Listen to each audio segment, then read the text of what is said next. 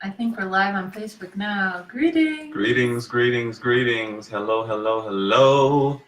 Hi, everybody. We are in a new situation on so many levels, starting with the fact that we're doing YouTube Live and Facebook Live simultaneously. So we've got two devices. Yeah, so hopefully this works out smoothly. We will potentially, oh, okay, no, I don't care about that. We're gonna attempt to pay attention to questions and comments on both YouTube Live and Facebook. But if we miss anything, I promise I'll go back and sort through comments and questions after the fact and address anything that we can address if we don't address it during the Facebook Live. Yes, so introduction. Hello, everybody. I'm a human design coach and self-leadership coach / activator / wizard over here at Activation Coaching. And I just want to thank you all for showing up and being here with us on our journey and just showing so much love to us always. So thank you, thank you, thank you. As you can hear, the plane is taking off, so our consciousness is rising already. So thank you all. Thank you, truly. So we're really going off the cuff. We got a, oh shit, myself? Well, yeah, I'm Michelle Gaza. I'm like, everybody knows me.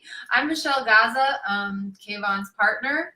Kayvon is the real human design coach. I'm his protege in human design. I'm learning about human design from Kayvon and other sources, but in our coaching program, I do the shamanic healing work. Let's actually start there because I'm feeling moved to talk about the horizontal and the vertical. Well, if we're gonna start there, well, I just want to do a quick little just clearing and a quick little activation because I'm just feeling called to do that. So everybody who's joining us today and everybody who's going to join us in the future, when you see this video, you're going to be able to benefit from this healing and this energetic healing. So we're going to start this thing off right. And I want to state out loud that I love you, I forgive you, and I accept you. So before we get started, just to let you guys know the geometries that we're going to be working with today. I put a post up a while about this little healing device right here. It's called the Neutralization Ring. And this Neutralization Ring, what causes negative energy and anything that will block us from accessing higher energy. Time out. They're not getting sound on YouTube. Do you have, is this the mic plugged in or something? Okay, yeah. Is it this one? No. Okay. This one. So bear with us for a moment. Okay. I think it's this one. Okay. YouTube, if you can hear us, if someone would let us know if you can now hear us. We had the mic plugged in. Yeah. Anyway. Okay. We're gonna get it right. We're gonna get it right. Yes. So even for the people on YouTube that can't hear us, yeah. Just me showing this device to the screen right now. If any one of you guys want to connect, so just by seeing it, we can use the visuals to pull in the neutralization energy. So this energy, even right now, as I'm holding it, is going to be neutralizing negative energy and forces that just we no longer need. So I'm going to be working with this. Just in the background, it's going to be there neutralizing our energy. If you can feel something from this, it's because it's real. Also, I'm going to be using this, which is called the Sun Ring. And this is going to be used to literally just eliminate and disperse just the rest of the gunk and the muck and the lower energies up to 9 levels of our soul light energy. So with that being said, still no sound on YouTube, so I don't know if we should just give up. Well, hold on. Okay, so I've informed the YouTube people that they could come onto Facebook. Yeah, so welcome. Dang, I see like a couple dozen of you already, and I would love to say hi to you individually, but let me just give a general like love back to everybody. We appreciate you. You know, we're not designed, neither of us have a defined will center, so you know, it takes a lot of energy and organization for us to get our acts together, and we're both threes. So again, if you know about human design, that's a lot of trial and error. So like right now we're live and our YouTube, you know, sound isn't working. So I think that we should just make the most of it by doing the Facebook and uploading the YouTube later. Okay. So that we can focus our energy. Okay. There's a lot of things that have inspired us to make the video tonight.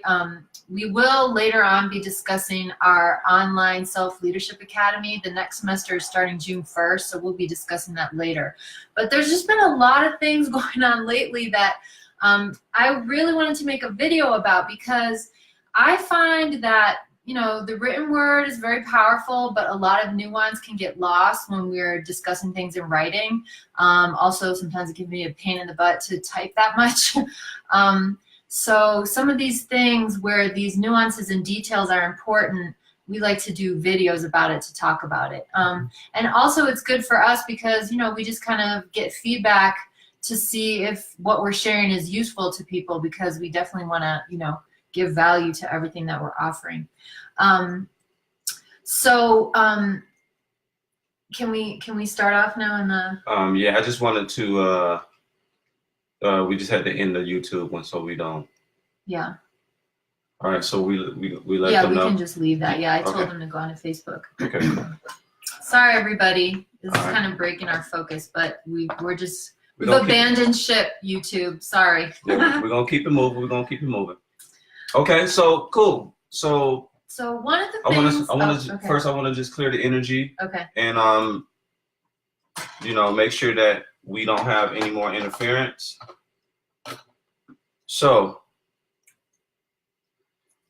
if you guys, wherever you guys are at, if you want to just kind of and take a deep breath in. So deep breath in, deep breath out, deep breath in, out.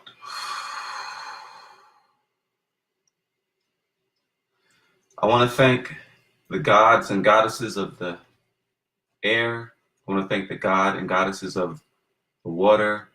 I want to thank the god and goddesses of fire. I want to thank the god and goddesses of water. I want to thank the god and goddesses of the spirit. I want to thank our divine mothers and our divine fathers.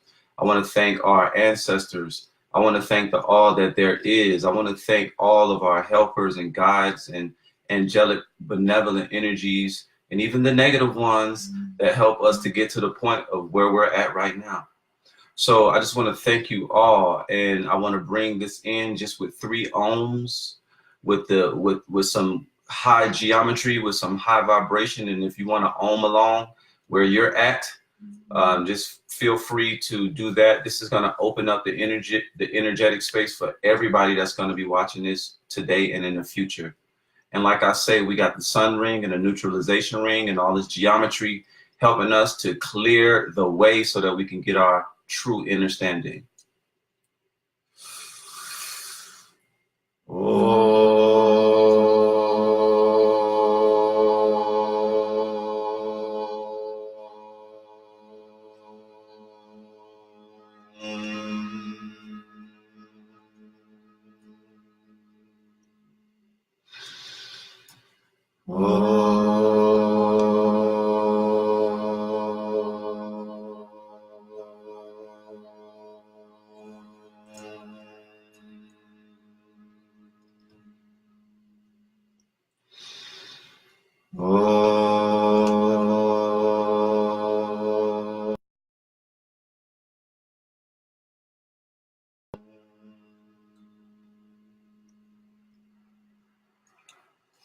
Yeah.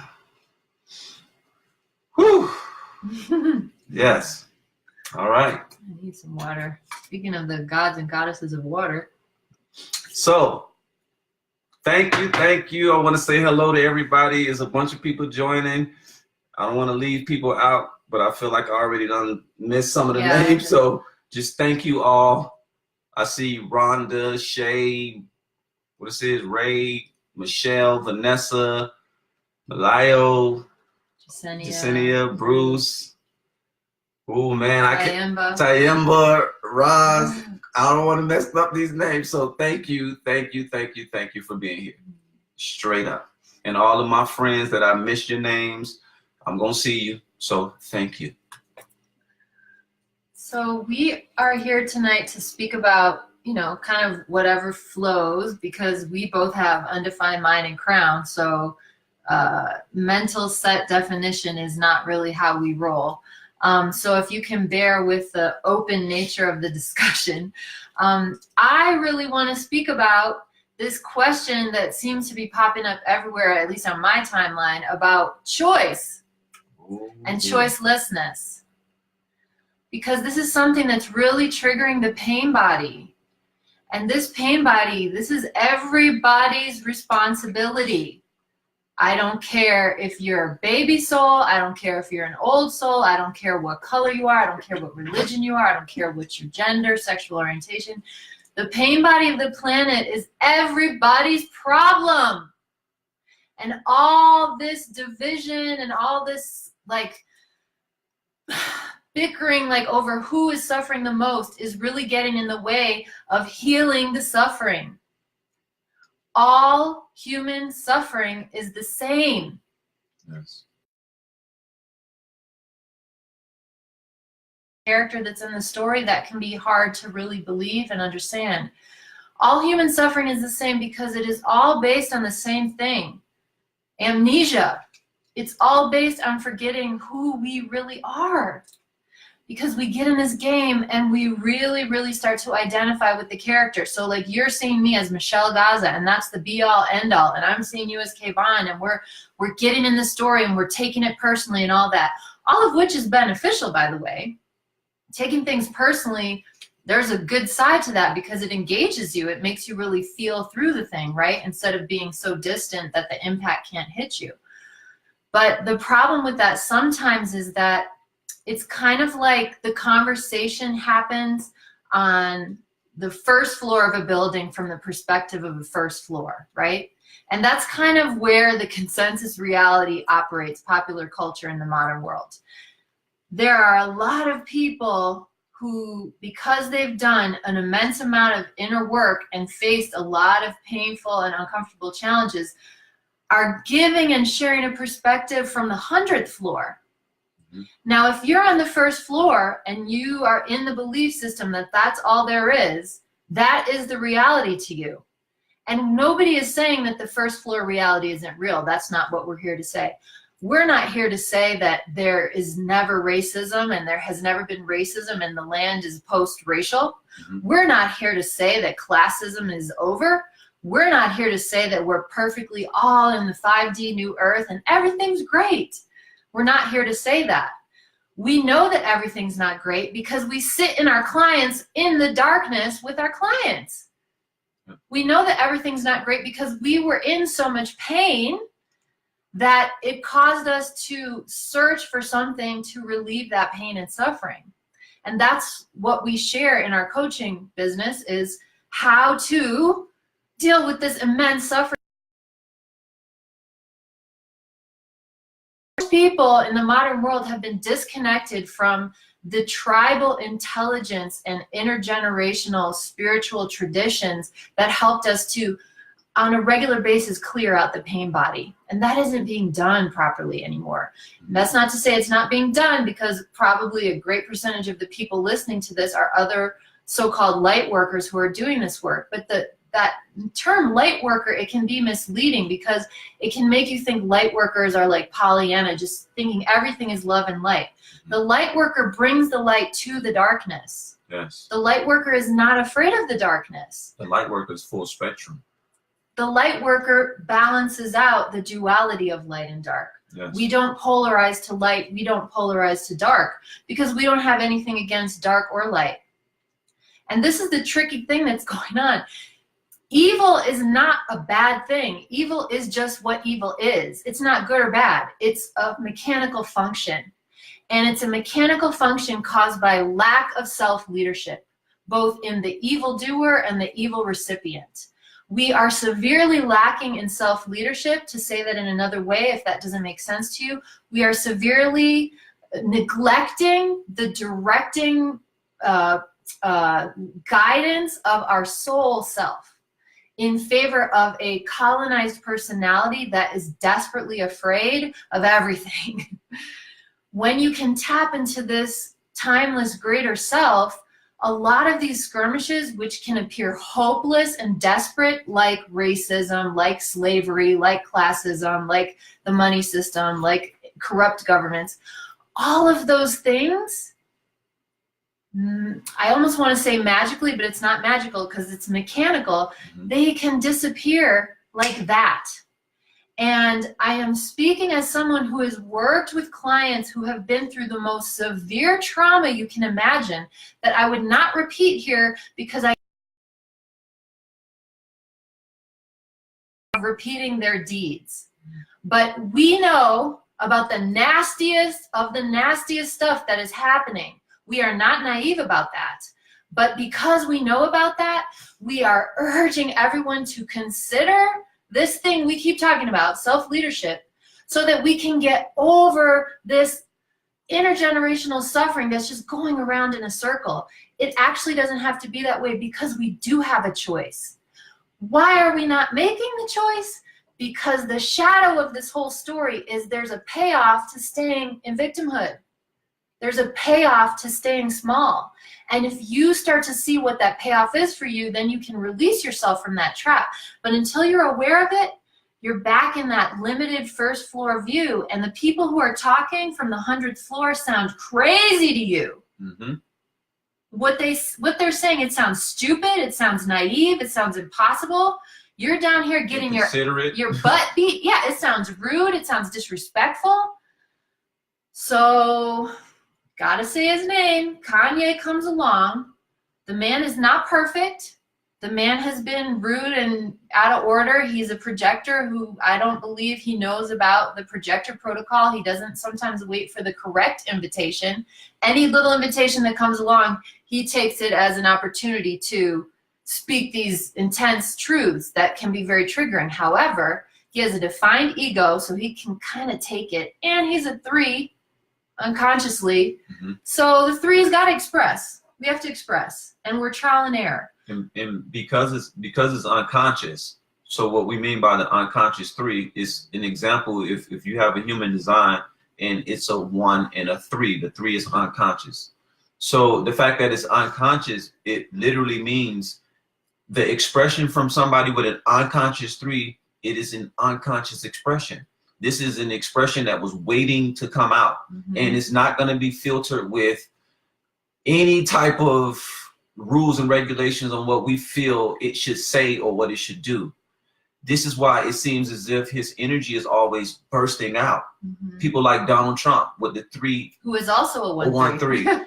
You know, their energy seems to burst out because this is a built up. It's almost like a built up pessimism. But the 3 in itself is the scientist. So he's a life scientist, and he's here to let us know what's not working. So after years and years of being a part of a system where it seems as if it's working because he's getting money and things like that, he's really seeing the inner parts that we're not. So now all of a sudden, you know, he has these quote unquote outbursts of expression. But if you know about his energy is supposed to do that. And we're supposed to be ready for it, and we're supposed to use our discernment to pick out the jewels of what is actually being dropped. So, you know, this self-leadership, a part of self-leadership is knowing that you've been in a weak position and knowing where you've been, and also just learning how to express, learning how to say what it is that's on your heart. Bump the consequences. Like, we have been getting our souls eaten. Like, when you understand about the soul and how the soul actually needs to grow, and the soul needs the proper light to grow. But there's an other side of this. Some souls can also be deleted. Souls can also be darkened to the point to where it's as if these beings are soulless. So a lot of these entertainers and a lot of these people, they say, you know, you sold your soul to the devil. Well, when they really have done that, like their soul is done. Like it's like in a dark space.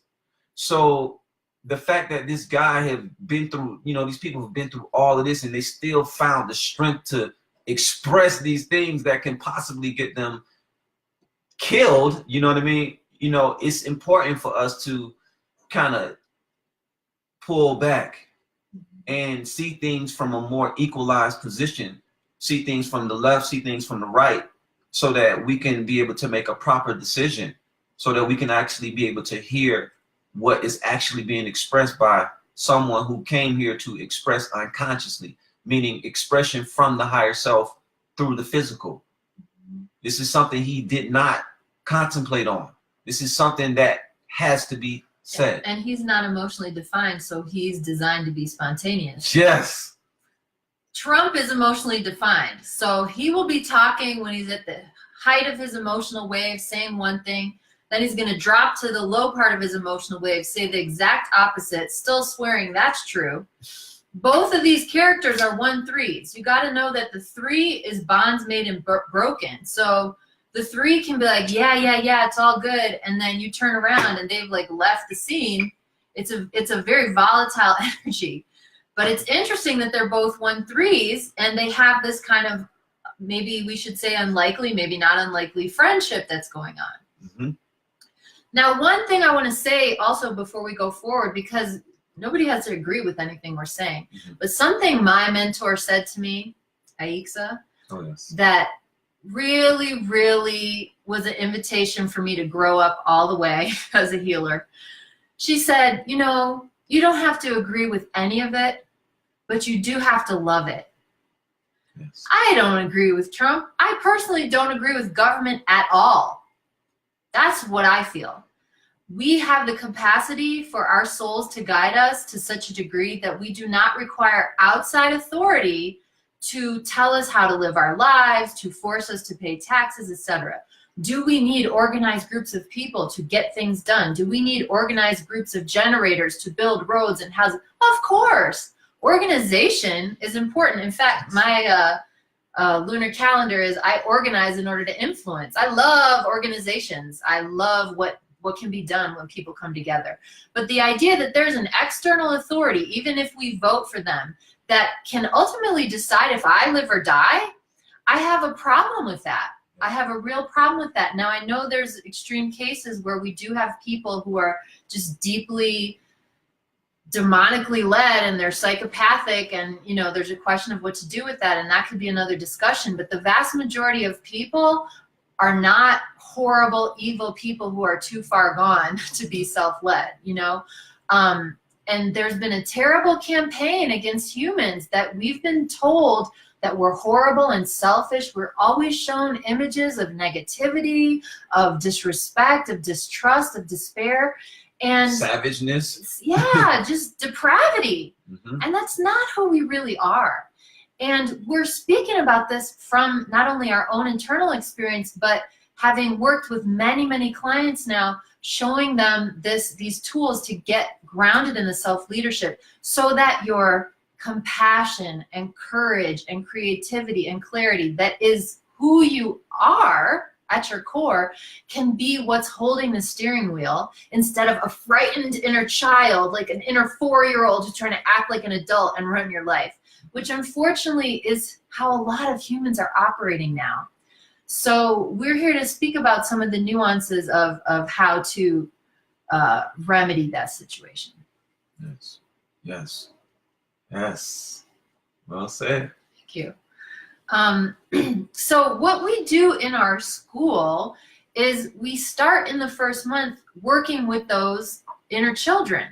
So what has happened is that people in their young years, we have a lot of situations where children are taught you should be seen and not heard. A lot of this is getting better. There's a lot of enlightenment and, you know, light being shined on this. But for many, many generations, this was happening.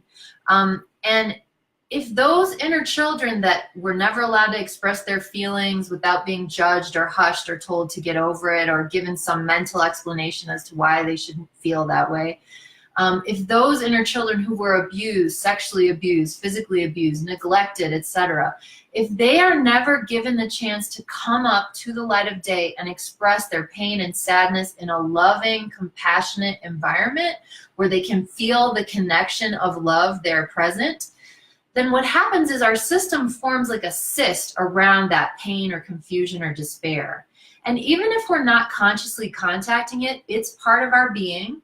So it's like the attic or the basement in our house. And that part of the being still exists even if we're not consciously connecting to it on a regular basis.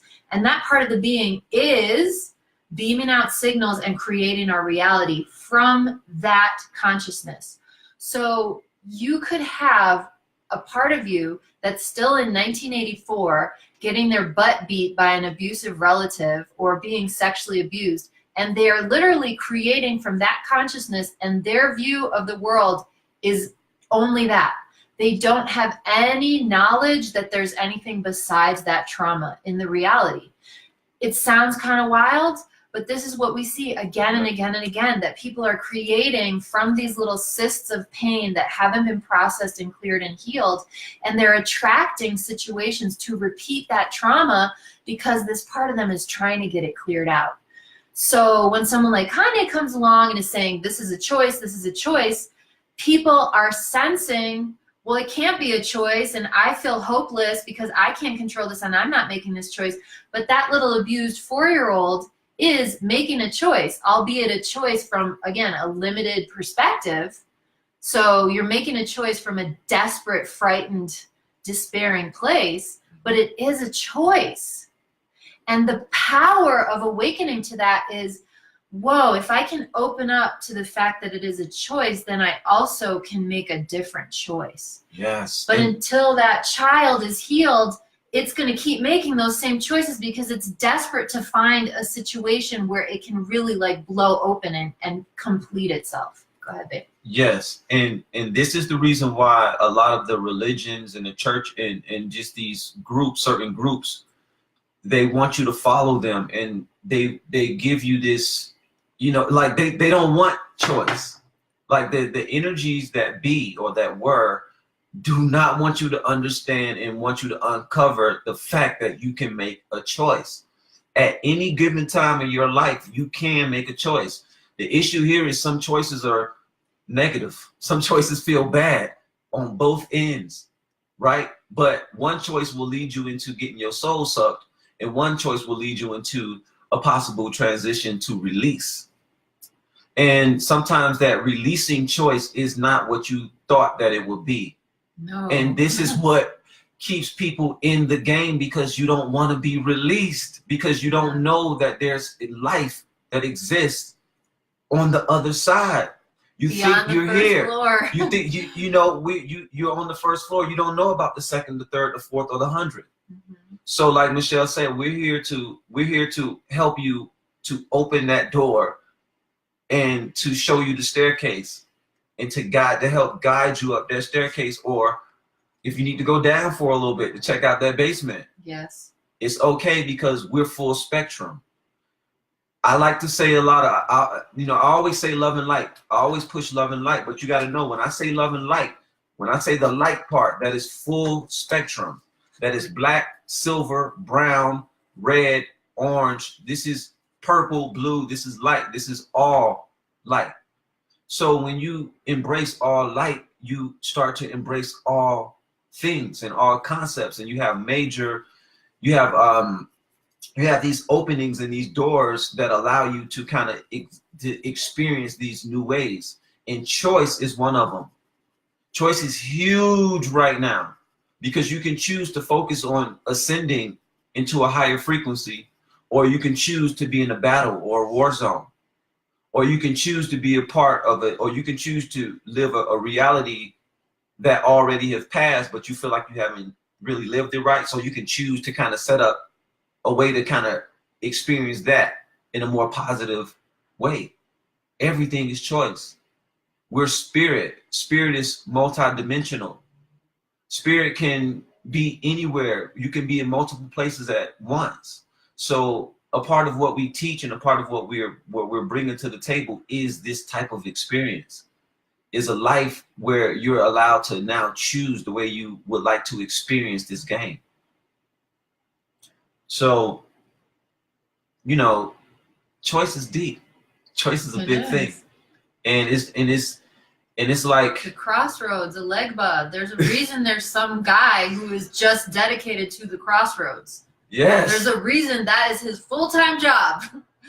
Yes, we have been, let me tell you, we have been in this game of doing because we have to do, Yes. not because we choose to do. How many times, how many people, how many jobs that you worked, or how many things have you sacrificed because you felt like you had to do it, not because you chose to do it. So for all peoples, this is empowerment. Use your discernment to pick out the jewels in everything that's being presented to you, no matter how it makes you feel. And if it triggers you, then that means it's a part of you that needs to, that's finally seeing something from an alternate perspective. And just because you're triggered, it doesn't mean that what's being said isn't right. Remember, it's full spectrum, and full spectrum is going to trigger that negativity. It's going to trigger something that's going to make you want to upheave something. It's gonna bring something up. And whenever light is shown onto a dark spot, it disperses the darkness. But that darkness, if we got darkness in our body, which we do, and we disperse all of this darkness that's within your body, it has to go somewhere. So a lot of times it come up through your throat chakra. A lot of times it come out through your skin. It comes out in multiple ways. It comes out through your mentality. But when you know that you're going through a process of change and a process of choosing to be better and choosing to live a better existence, then, you know, you allow this to happen, and then you start to actually experience a true shift. And this is what that 1-3 energy of Kanye and Donald Trump, these people are trying to and Hillary Clinton. They're all 1-3s. They're all 1-3s, and they're here to trigger the hell up out of you. And the hell, that lower place, that lower frequency, Yes. trigger it up out of you, because you don't exist in that. So we have people that raise their hand to come down here to trigger you up out of it. Yes, and they're doing a good job. Doing a great job. So here's the question, though. I took all these notes on things I wanted to say to you. Okay. So you mentioned earlier talking about how trees need the light and that sort of thing. Trees need the dark, too. We live in Colorado, a bunch of people growing weed here. The dark cycle is just as important as the light cycle. So we need both. And again, you know, saying you're a light worker, it doesn't mean you polarize to the light and you're in some naivete about the dark or, you know, the shadow. It means that you bring the light where the shadows are. So, you know, I see a lot of people are still down in a pit. And sometimes you can throw the ladder down, but sometimes as a light worker, people are in such incredible pain, you actually have to walk down there with them and hold their hand. So it takes an incredible amount of balancing to be able to do that and go back and forth. But anyway, so that's the light and the dark thing.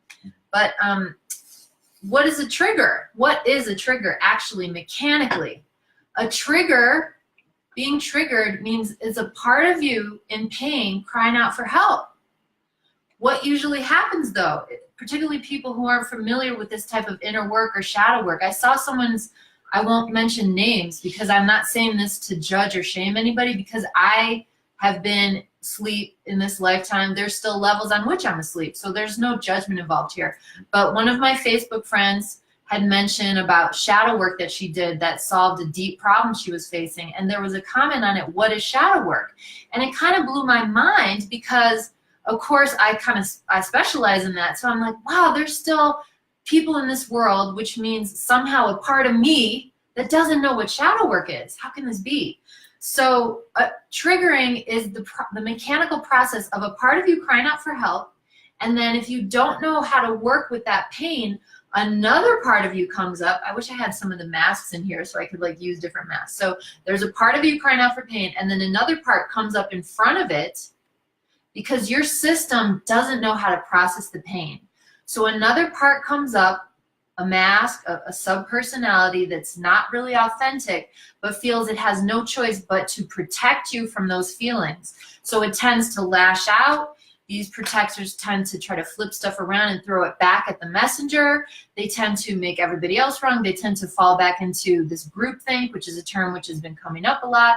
You know, they fall back into the old way, the safe way. These protectors, their feeling is like never again.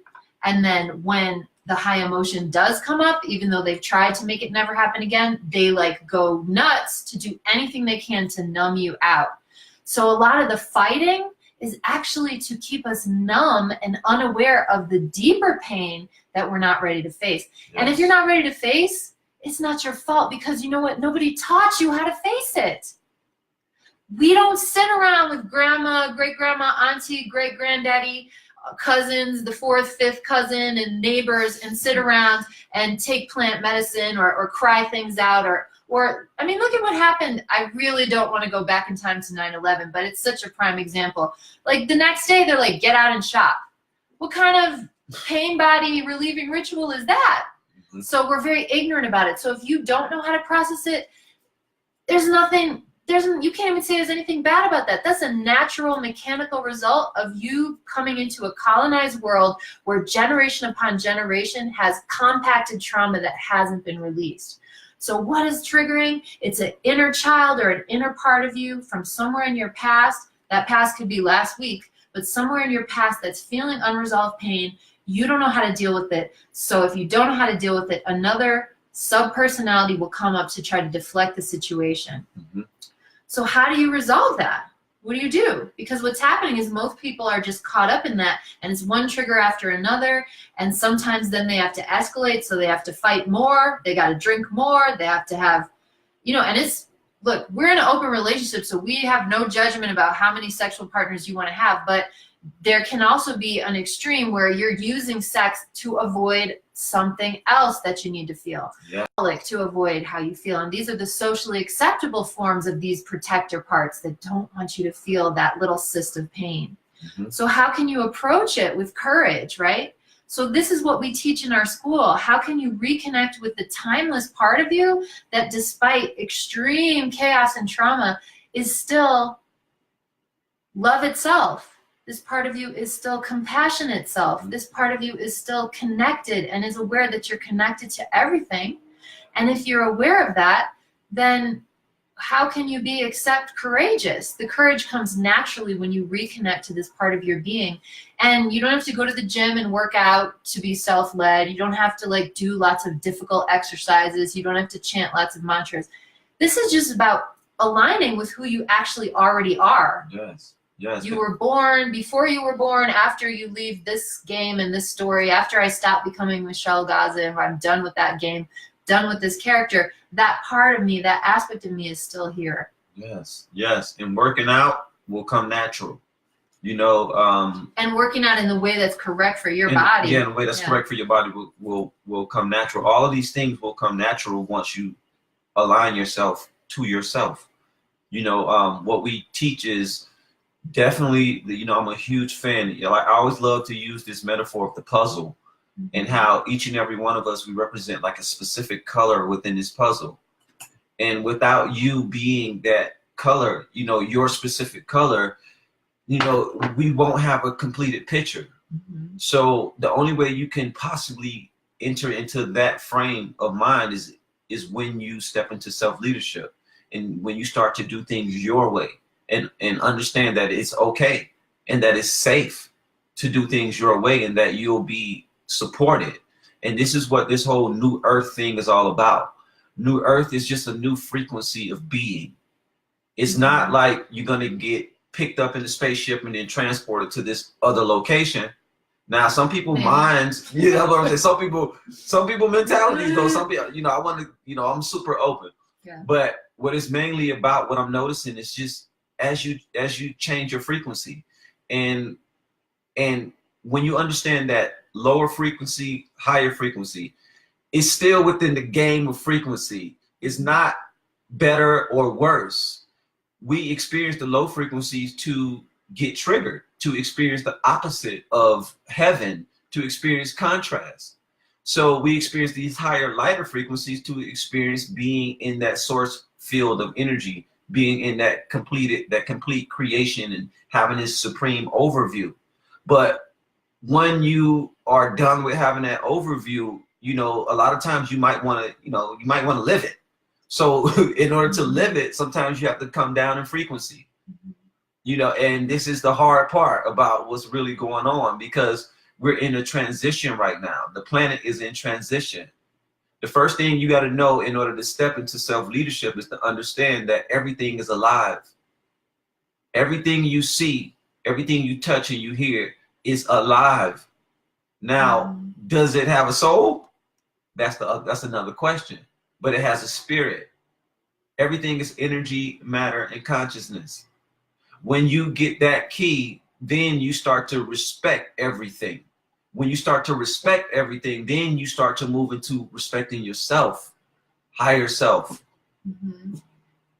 And all these sub-personality parts of you who actually deserve respect. So let's say you have a part of you, a protector part of you, who whenever you get triggered, whenever you feel feelings that are uncomfortable, it decides to go and drink like a whole bunch of alcohol to the point where you black out.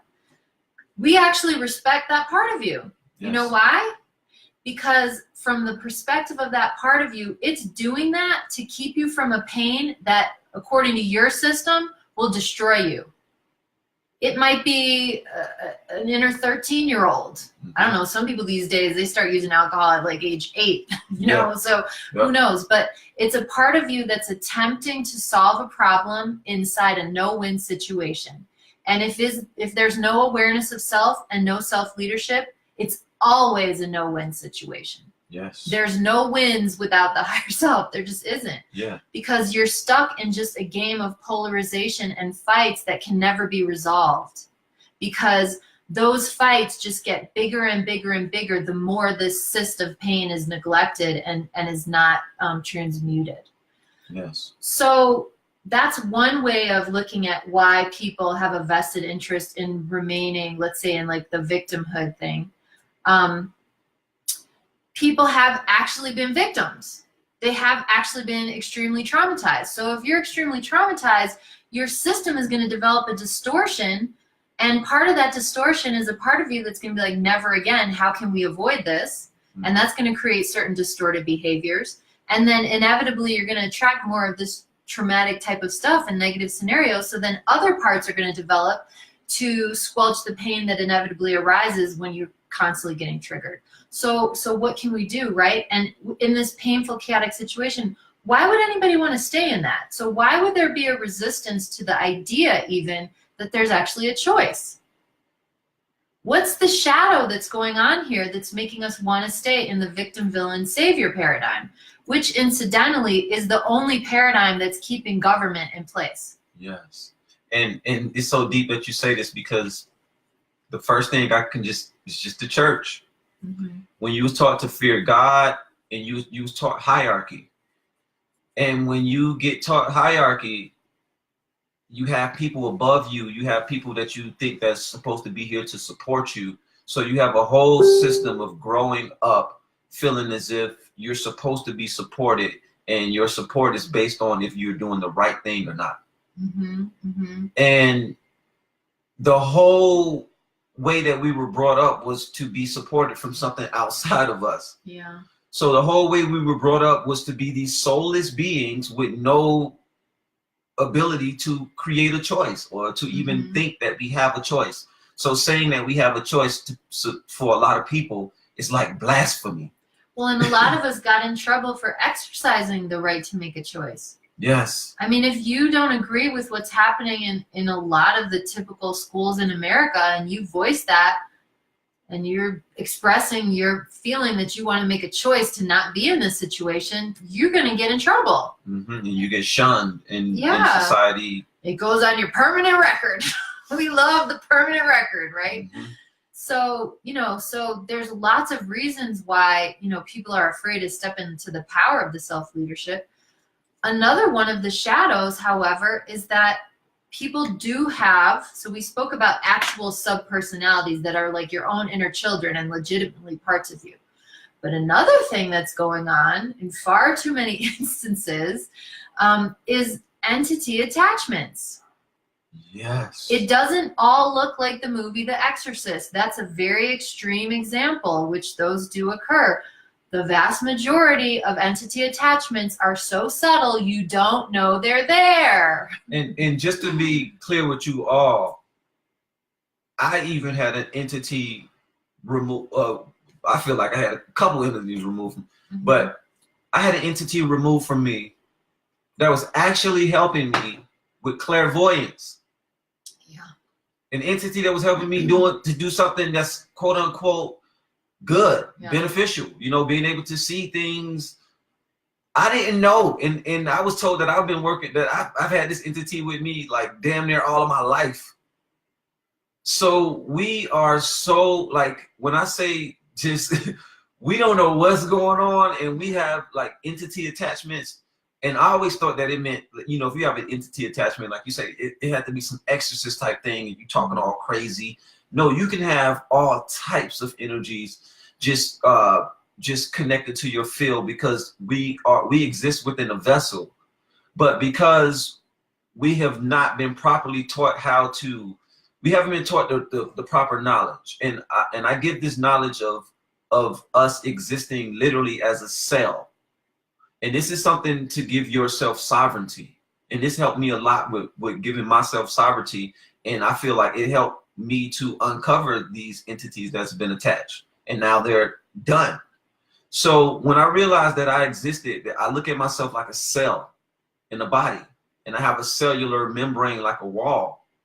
This cellular wall cannot be infiltrated by other cells unless I open myself up to allow that other cell to place itself within mine, which isn't gonna really happen. And it doesn't naturally happen. Cells just don't go inside of each other like that. So when you take that visual and you see yourself as this individual cell, it immediately gives you this sovereignty, this natural sovereignty that existed, that is always in existence. But when we don't know this knowledge, and we don't state this knowledge out loud, that we exist as this sovereign cell of source energy, then we still remain open to all of these other influences that kind of attach. It don't infiltrate inside, they attach to us. This energy was stimulating me, and then I would exude this energy, and then it will suck the energy. Mm-hmm. So this happens to a lot of us. If you're feeling drained for no reason, and it's really that being drained for no reason thing, But sometimes, like if it's something that's been attached your whole life, you don't know the difference. You don't even know how it feels to not be in that vibration until it's out of you. And therefore, we got lots of people saying is no such thing as choice. Yes. Because they've been trapped in something that the choice was made on one of the higher floors of consciousness in that building metaphor. So the first floor character is like, what are you talking about? I don't have any choice.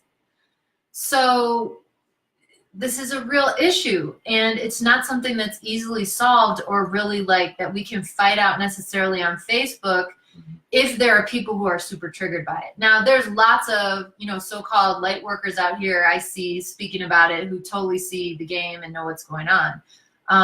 But a lot of our brothers and sisters out here they're really triggered and really offended. So you can have a vested interest in not feeling the pain and healing because you're afraid of it. You can have a vested interest in not really seeing what's going on because there's an entity attached to you who's paying you in some way, shape, or form to let them stay in your house. So they pay rent, whether it's giving you powers, or we were talking about this with the movie that you showed me, where this man, he was like a super famous musician, because he kind of made a deal with these demons. But as soon as he decided he didn't want to deal with them anymore, he ended up in jail, he lost his career, he lost his money. So the demonic realm can kind of smooth your way and make you feel like above the law and untouchable. Yes. But the second you wake up and decide, oh, you realize what you've gotten yourself into, and you're like, I don't want to be a part of that, you can have issues with the law, you can have issues with all type of stuff coming that you didn't realize they were kind of manipulating in order to keep you going on their agenda.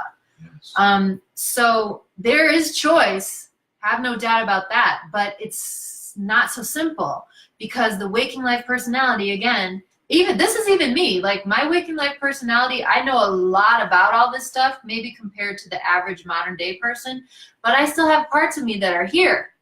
Because I'm here, I'm in a body, you know. Mm-hmm. They say, you know, we have such a small percentage of access to our real awareness and our full being in this realm.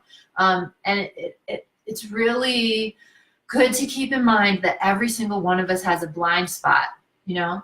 Yeah. So none of this is about judging anybody, or I know about choice more than you and I'm more enlightened than you. It's not about that. It's about all of us taking responsibility for the pain body of the planet, and all of us helping each other find that blind spot. So having said that, self-leadership does not mean you go it alone. Self-leadership does not mean we're not here to help each other. It's just that, as Kayvon said, we are not designed to have an external authority make decisions for us. No. As a child, you need the support to learn how to make decisions from parents and elders and so forth. But even then, children, it's essential that they learn how to make decisions that are correct for them, because even the most well-meaning parent might not know what's in the records for them and what their soul plan is. Yes. But we've been taught as children, you know, that there's all these external authorities that know better than us.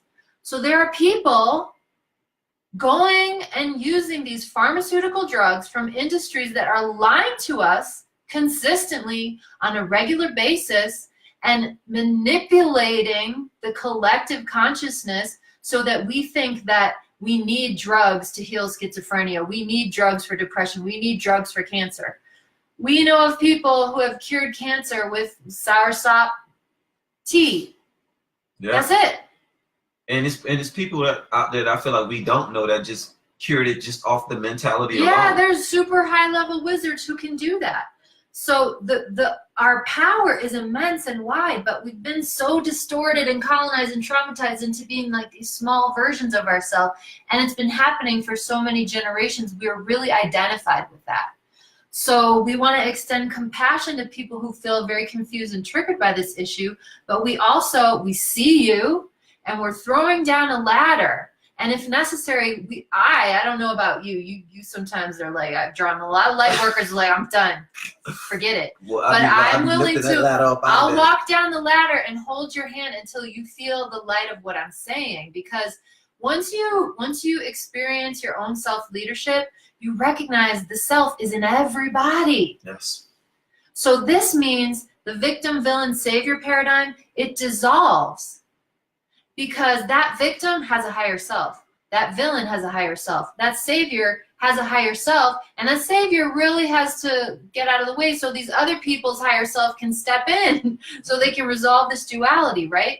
So this whole system of government is preventing that from happening under the auspices of like saving us from train wrecks or saving us from ourselves. The government is a bunch of those protector beings who don't want to feel the pain, who are basically, the government is like a mental program generator. That's all it's doing. It is not a problem resolver, because it's going in duality. It's going in us and them. It's going in haves and have-nots. It's not going in the transcendent, loving consciousness that wants everyone to win and can create an environment where everyone does win. Yes. Everyone can win simultaneously. Yes, and because there's space. Yes. Yeah, there's in overpopulation is a myth, you know, it's just a myth. There's plenty of space. There's plenty of time. You have so much tools just within you. I'm not even gonna say around you. You have so many tools within you, and this is what we are here to bring you into. This is This is what we teach at our New Earth Self-Leadership Academy. This is what it's about. It's about allowing you to see, showing you, helping you. Like you say, we have to grab your hand to show you, and that's just supporting you. Grabbing your hand is you asking us questions, and then we're opening ourselves up to show you how to contact your higher self so that you can answer those questions.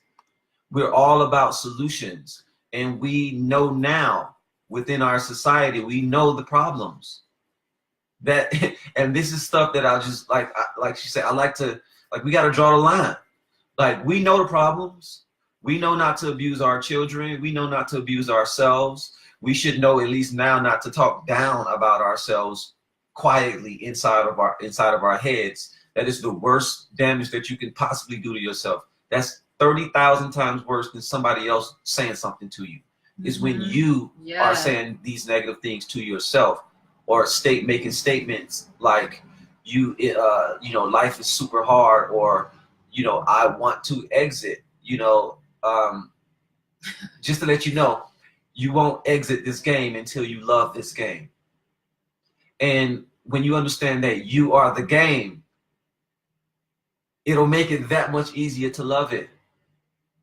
When you understand that it's okay to go through pain because you're a full spectrum warrior, then you'll understand that, okay, what did this pain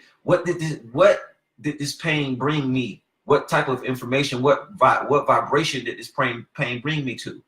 Most people that I've seen that have went through extreme pain as a child are filthy rich now, or damn near making it there.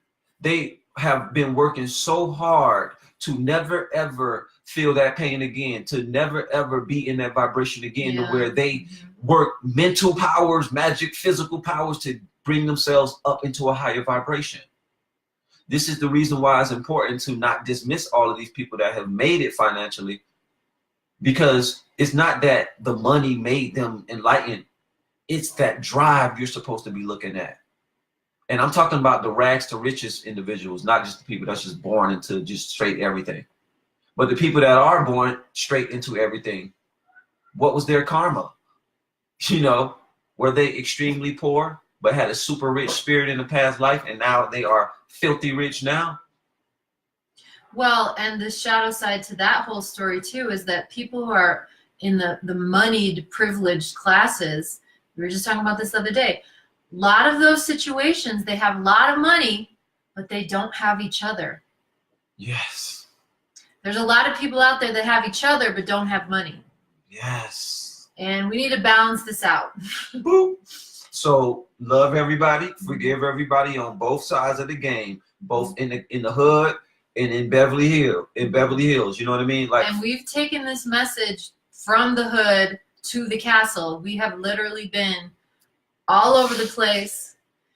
Self-leadership works whether you live on the street or you live in the penthouse or you have 300-acre estate.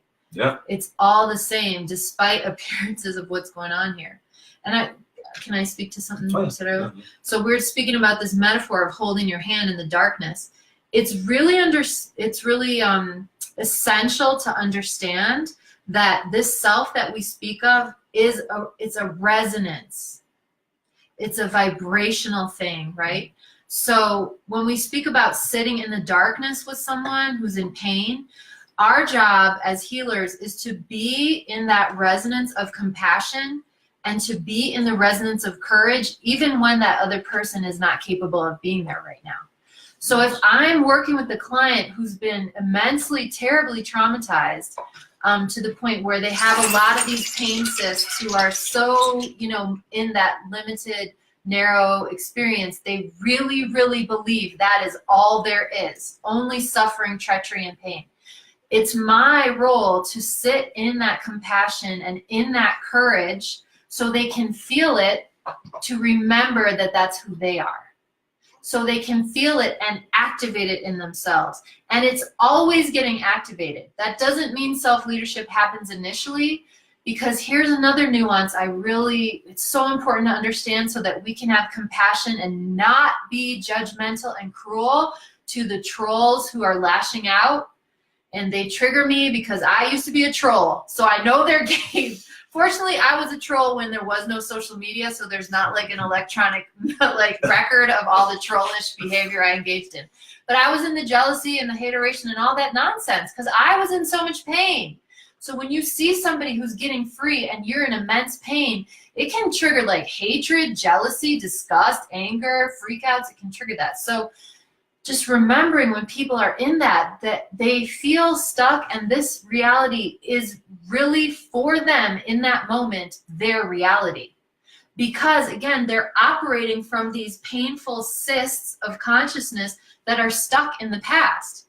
So you can have a client come in and a part of them comes up that's afraid of the session and afraid of everything. And you can ask that part of them, how old do you think this client is? How old do you think, Jane is? And this part will say 9, and Jane is 63. A part of the consciousness is stuck at age 9 when she was getting sexually abused by an uncle or whatever, So because these situations are so extreme, and as many of you know, when children try to get these things resolved or get help, adults don't handle it well because those adults have these pain cysts that they don't want to feel. Yes. Okay, so the dysfunction is just rolling along. So if you're watching this video, it's very likely that you are the one in your family who's like, I'm going to stop and feel the pain instead of passing it like a hot potato. I'm going to have the courage to do this. And so we salute you and we love you and we're really grateful that you're on our team doing this. And we want a world where everyone can be on this team, because the thing that these little cysts of pain don't know, and the thing that those protector parts that jump up to numb you out don't know, is that in the right circumstances, i.e. the presence of higher self, the most immense pain imaginable can be resolved instantaneously. Yes. And it's so ironic because people will come to me who've been in that pain for like decades, and then we do a lot of work, we get the system ready, we help get all these different parts of them to say yes, and then we bring in the higher self, and in like literally 78 seconds, that part has expressed, it's cried, and it's off riding unicorns down rainbow slides. So what I really want to say, because we're talking a lot about the negative side because we're both 3s, so we're going to tell you what's wrong. But Kayvon has a 6 brain and I have a 6 personality, so we're going to tell you about what happens when things go right. When things go right and we allow these pain cysts to open and release in a intelligent manner, so that stuff doesn't leak everywhere and we don't just get blended with the cyst of pain, which is what we're afraid of. When you do that under these circumstances of the presence of self, all of that pain is replaced by the most incredible, heart-expanding, beautiful stuff. Creativity. Love, light, connection, joy, happiness, excitement. And it's all natural. It's not, you don't have to go to art school to become an artist. You just let that inner child who's been in pain all this time, just give them the paintbrush and watch what happens.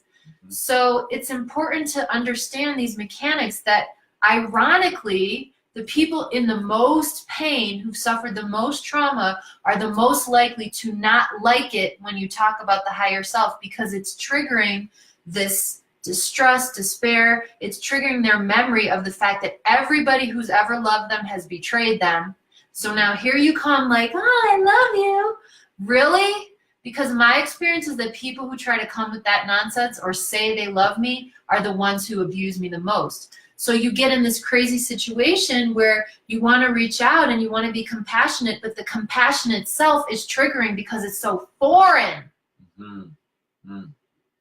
Yes. That's the irony and the shock of it.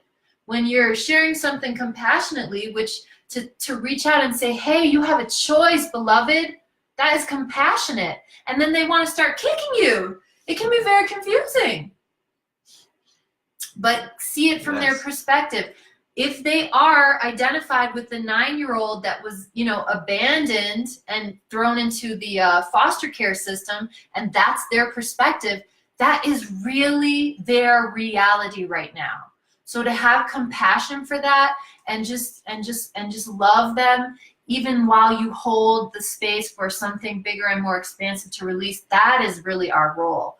And in order to do that, you got to deal with the troll inside of you, as I have learned in my life. You got to deal with your own madness and your own protectors that once somebody lashes out, they want to hit. And I realized for me, the reason I get so triggered by the trolls is because the warrior in me is like so ready to just like, let's go, man. You know?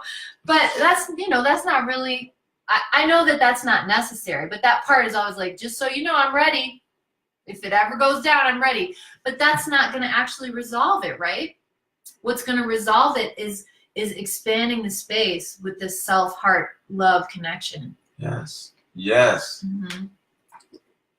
Now, can I say some more things? You can look. The universe is open, and we loving this. And all of these love hearts and Shara, look. Thank you, babe. Yes. Thanks for being here. Boom, boom. And thank you for the validation. Yeah, and this is what we need, you know, like just this is what I feel like how our reality should be. This is like the round table of energy. And yes, spread that love, spread that light, that laughter. Yes. Thank you for joining. Shaman Hands. Yeah. My brother. He was on a Facebook hiatus, so I'm honored that he's here because he was dynamic. Yes, dynamic duo. If him you're and his not wife, friends Crystal's with Shaman son. Hands and Crystal's son, just go friend them right now on Facebook. Straight up. I hope they're still accepting friends. Follow them if they'll let you. Dropping bombs of knowledge. You know what I mean? Get on it. Right here in like, you know, and these are fellow mystery school operators, you know, and it's not a mystery anymore. Yeah. So we're opening our doors for this light to come in, and I just appreciate just all of the powerhouses that's here, you know, and that's not even here. That's in the shadows doing that power work. You know what I mean? Or just liking comments, you know, we feel the support. Yeah, we definitely feel that support, and we extend send all that it back. Yes. So, you said you want to say something? Yes. All right. Because I feel like this is a great opportunity to tease out some of these nuances so we can understand the behavior of people who are still in so much pain that for them, the reality is no choice. That's their reality right now. That's the only glasses they can see things from. Mm-hmm. So back to this discussion of parts of you. So let's say, you know, a part of you you're really blended with, meaning you identify deeply with the part of you that has been victimized, okay? And it's okay if a part of you feels like a victim because we have been so severely colonized and victimized that has actually been the experience in this realm. It's not the entire story, but it is this little game that we're in. This little video game right now is like victim, villain, savior. So we have everybody's experienced those roles, and some people have just had a real extreme experience of the victim role. Mm-hmm. So they're identified with that, totally disconnected from higher self. Everybody's betrayed them. When they try to get help for the abuse, their own parents, mother, teacher, brother, sister, whoever betrayed them because of their own baggage, right? Now here you come and you say to them, oh, you're not a victim. You don't have to be a victim. Come on, be self-led, be in your power. If they're blended with the victim part, they don't have that skill set. They don't have that experience. That is not their reality. That is not their perspective. And they're not pretending. That is really not their perspective. So what can you do, right? It's really important. This is when the higher self thing is so important. That victim doesn't have to have the skill set. As a matter of fact, it could go through life and never get any skill set other than being a victim. If the self can be in leadership, healing can still occur. Yes. Those victim parts, they don't have to know how to heal. They don't have to know how to be courageous. They don't have to know how to fix themselves. They don't have to know how to stop drinking and having sex with anybody who looks twice at them. They don't have to know how to stop being a workaholic because the higher self knows. Yes. Well said. Yes. Once you enter the frequency of that higher self, the compassion, the courage, the cleanliness, all of these things automatically become present. And it's like a Russian nesting doll. Yeah. And you know, you start off with this huge doll, and then you lift one, and then there's another one, you lift one out, and there's another one. And this is how our frequencies work. We're like an onion. And each layer You know, certain layers is low to the ground. Some certain layers is straight up close to that void energy. And you know that void is that darkness. And one thing we understand about darkness, what we teach, is that darkness is creativity. Everything flows from the void. That horizontal plane is that dark plane. And everything on that horizontal plane grows up out of that dark void space. So that void space and that dark space is your creative point. So this is why we always say and I've been saying full spectrum this whole video. Because if you're not full spectrum and you're not embracing these parts of yourself, then where's your creativity? Creativity is how we gain these. Creativity is what we use to solve things. We need these new creative ideas. So we need everyone to experience everything about themselves. And doing this higher self work, when you start to allow that higher self to remain present inside of you, it's going to kick up all of that dust. It's going to kick up all of that darkness, but you're going to be able to transmute it now into something creative because it's a powerful feeling. Mm-hmm. It's the reason why we stay up in the hood. You know, it's powerful there. Mm-hmm. People don't step up. Anybody ain't stepping up in the hood. Mm-hmm. That being in that so-called low vibration is very powerful feeling. You with your family, with your friends, and you feel super connected. But you don't have the other colors. You know, you don't have the other enlightened, you know, these other enlightened views. You may only have this view from the void. Yeah, and then at the other end of the spectrum, when you're up in the castle, you don't feel the connection. You don't feel that connection, and you feel separated. Mm-hmm. When you up in the castle, up in that crown chakra, and down low and all day long, and you know, in your wizard mode or whatever, in your sorceress, you know, you don't feel that connected. So what we are intending to bring into the spectrum through our school is that connection to all of yourself. Mm-hmm. And when you become connected to all of yourself, one of our students was like, we're like master manifestation entrepreneur coaches. Because everyone becomes like an entrepreneur because you become so damn creative.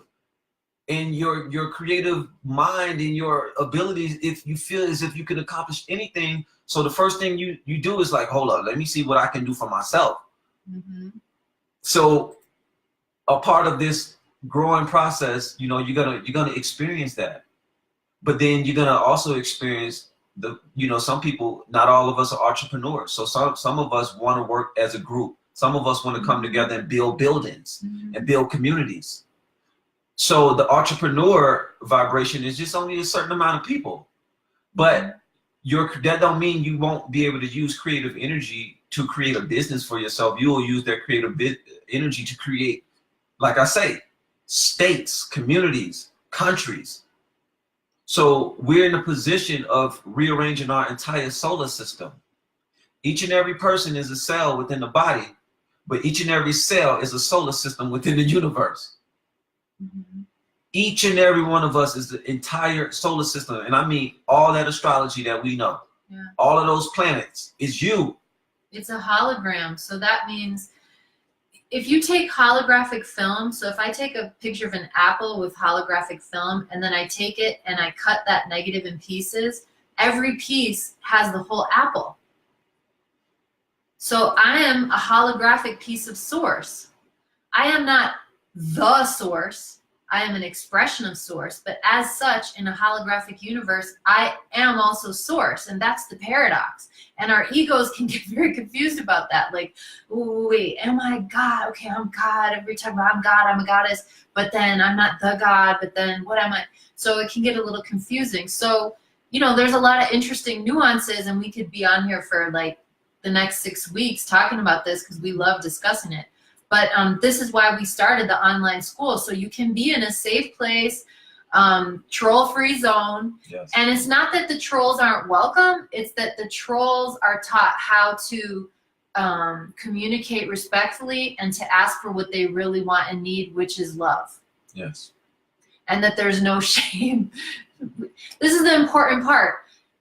With self-leadership, everything is welcome. Because when you're self-led, nothing can actually harm you. When you're self-led, you recognize this is an experience for growth. This is an experience for excitement. It's your universe. It's your universe. You won't. The thing about it, I want everybody right now to take your hand and start biting it. And I guarantee you, you will not bite your arm off. I guarantee you, you will not bite your arm until it comes off, until it's bleeding. Some people might be crazy enough to bite till it bleed, but you ain't gonna bite your arm off. This is your universe. This universe is you. The tree is like your kneecap. You ain't finna break that down. Like if you chop that tree down for no reason and you understand that everything is alive and connected to you, you will feel that. So you'll change and you'll make that choice to be different. It's just we really don't understand that we are connected to everything. I'm talking about every star, every cloud, every piece of chemtrail. That is you. That is parts of your mind veiling things and stuff like that, so that you don't get too far ahead of yourself, because it's so many people out here dropping bombs of knowledge that's taking people out of their body into their bodies and then bringing them back. So right now, the negative energy is being totally dispersed on our planet. So we have this whole entire opening to just pull in all of this love and all of this knowledge. So, but first you got to know that all of that knowledge and all that love you pulling in, it's just you. It's your reality. I'm talking about every single thing that you see is you. And it start tripping you out because you start having thoughts, and then you riding around town, and then, you know, a billboard pops up with that, and you ain't even said out loud. The billboard is showing you your thought. Like, remember when we were still in Chicago and I was riding my bicycle? Now, some of you know that I have this rather unusual, challenging dog.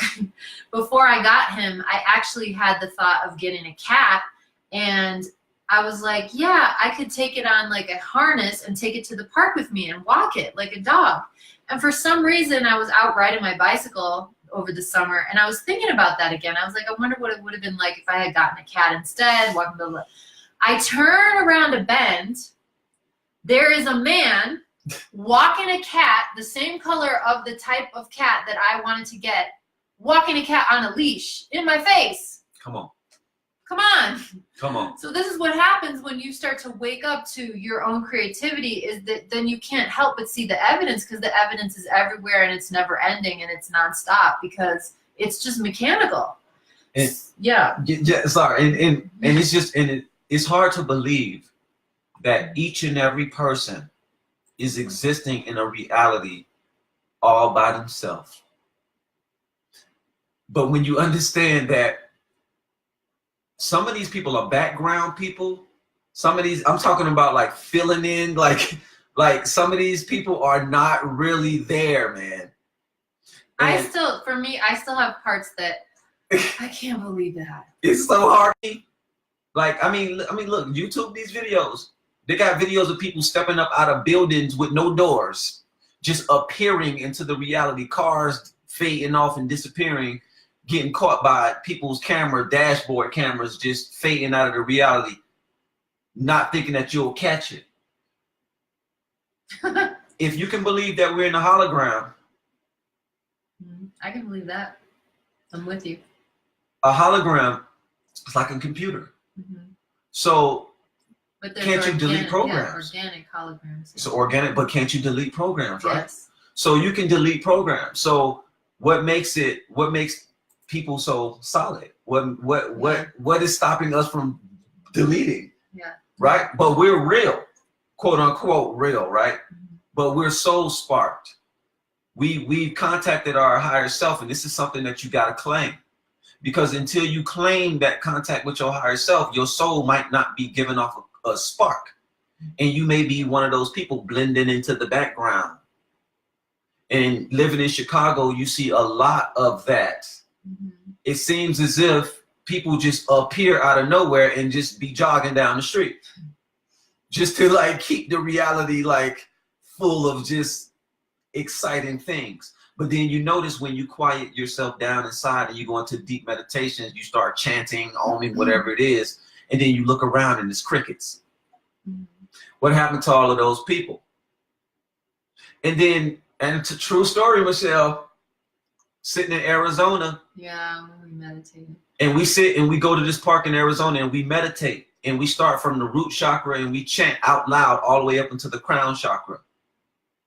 Park full of people. As soon as we start chanting, I close my eyes. Some tell me to open my eyes. The park is completely empty by the time we hit the heart chakra. Crown chakra, look around, completely empty. As soon as I closed it off with the final Om, yeah, those people came up. People just start appearing around the corner, around the bend of our vision. And then next thing you know, the whole entire park just started filling in. And we look around like, what was that? Mm-hmm. So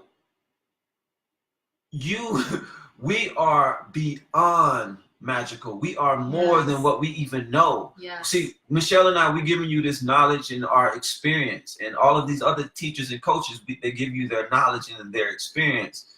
But we're not even past the 1% mark in our evolution. Yeah. But even at the 1% mark, it's so juicy. Yeah. It's so juicy and full of information. Even in this little first floor colonized self, it's still pretty amazing. It's pretty amazing. And you're still powerful even there. Yes. So now it's time.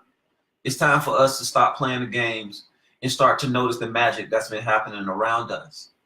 And it's time for us to make that choice to be self-led and to understand as much as we can about ourselves, because that's our responsibility. When you wake up, your responsibility is staying awake. Yes. Understanding that your thoughts do create the reality. It's so your feelings, thoughts, feelings, words, reality creation. Mm-hmm. All day long. And it doesn't matter if you just say, oh, I say it, but this is something I say because I'm just trying to express. Mm-hmm. Nah. Once you get to a certain level, what you express ain't just, oh, that person is just expressing. It's no, you creating that. Yeah, the other day someone was talking about on a video, oh, I can't remember his name. I wish I could give him credit, but I know he's in the Secret Energy with 7. But he was speaking about how the male womb is in the throat. Ooh. The man can create from the throat. Women, we can create from the throat and the womb, but that kind of blew my mind. But the level of our power is so immense. So once again, one thing that I feel, one service I want to provide with this video is teasing out, if in fact we're so powerful and everything's so gravy and we're so magical, why are people not claiming it? Why wouldn't you claim it? Sounds so good, right? Why aren't people claiming it? Well, one of the issues is, if you're identified with the victim role, that part of you that is holding that energy and doing the job of being a victim, it actually believes if it stops being a victim, it won't exist. And that's real deep. So in essence, let's backtrack, and what does that really mean? What I'm saying is, for that part of you, healing is death. Healing is ceasing to exist, because my whole life has been holding this energy and clamping down and being protected and being in this distortion, and this is who I am. And now you're coming and you're offering me to like clear all this out, but this is all I know. I only know how to be this. This is who I am. That's my belief, right? This is my perspective. So if you come as a healer and say, well, you're more than that, it's like, well, if I'm not doing this job, who am I? Who am I going to be? So it's important. Let's get this out in the collective. You can release that stuff and you take on a new role. And that new role is like riding unicorns down rainbow slides, or high-fiving leprechauns, and, playing like a beanbag toss with the gold in the pot of gold. Like all this magical stuff, which is very real and always has been here. It's all accessible. But right now, all those cysts are draining energy. So all the pain cysts that we're not healing, they're pulling energy from our system. Oh, and fellas, sorry. Yeah. Fellas can have cysts too. Yeah, of course. So, go ahead, continue. Yeah, everybody has them, as a matter of fact. Even very advanced people. And I've literally been around the world. I have studied with shaman and healers in like at least a dozen countries at this point, and everybody's got this stuff going on. So there's no shame in it.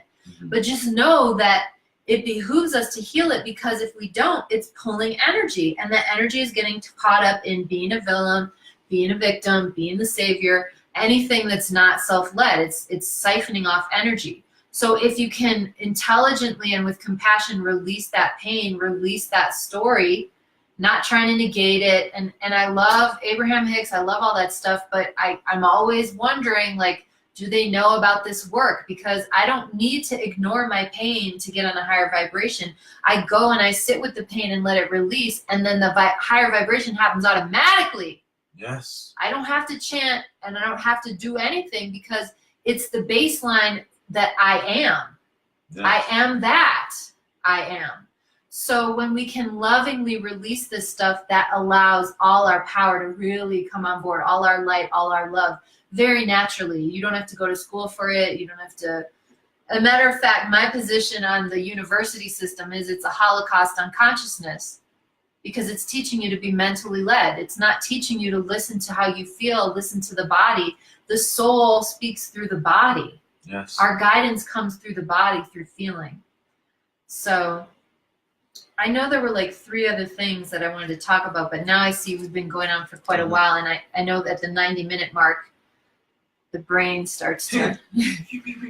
So we definitely want to talk about the school and and what we're offering, because we have some magic that we offering this this go round. This is our third semester, aka semester, and if you know about numerology, the third anything is the Trinity. And it's that, you know, that divine creation energy, you know, that masculine, that the feminine, and a divine son. So you have the divine father, the divine feminine, and then you have the divine son. Now the divine son, S-U-N, can be masculine or feminine. So this is how we incorporate both men and women into this Trinity, which is how it is naturally. So this is the Trinity semester. So, of course, during the Trinity semester, we will have something to kind of lock it up.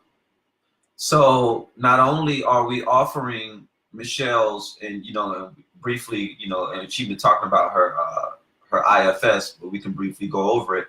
But we're offering IFS the first semester, which is the internal family systems. And this is the shamanic clearing work that Michelle does when she helps you to go inside, go back into your childhood, to release that childhood trauma.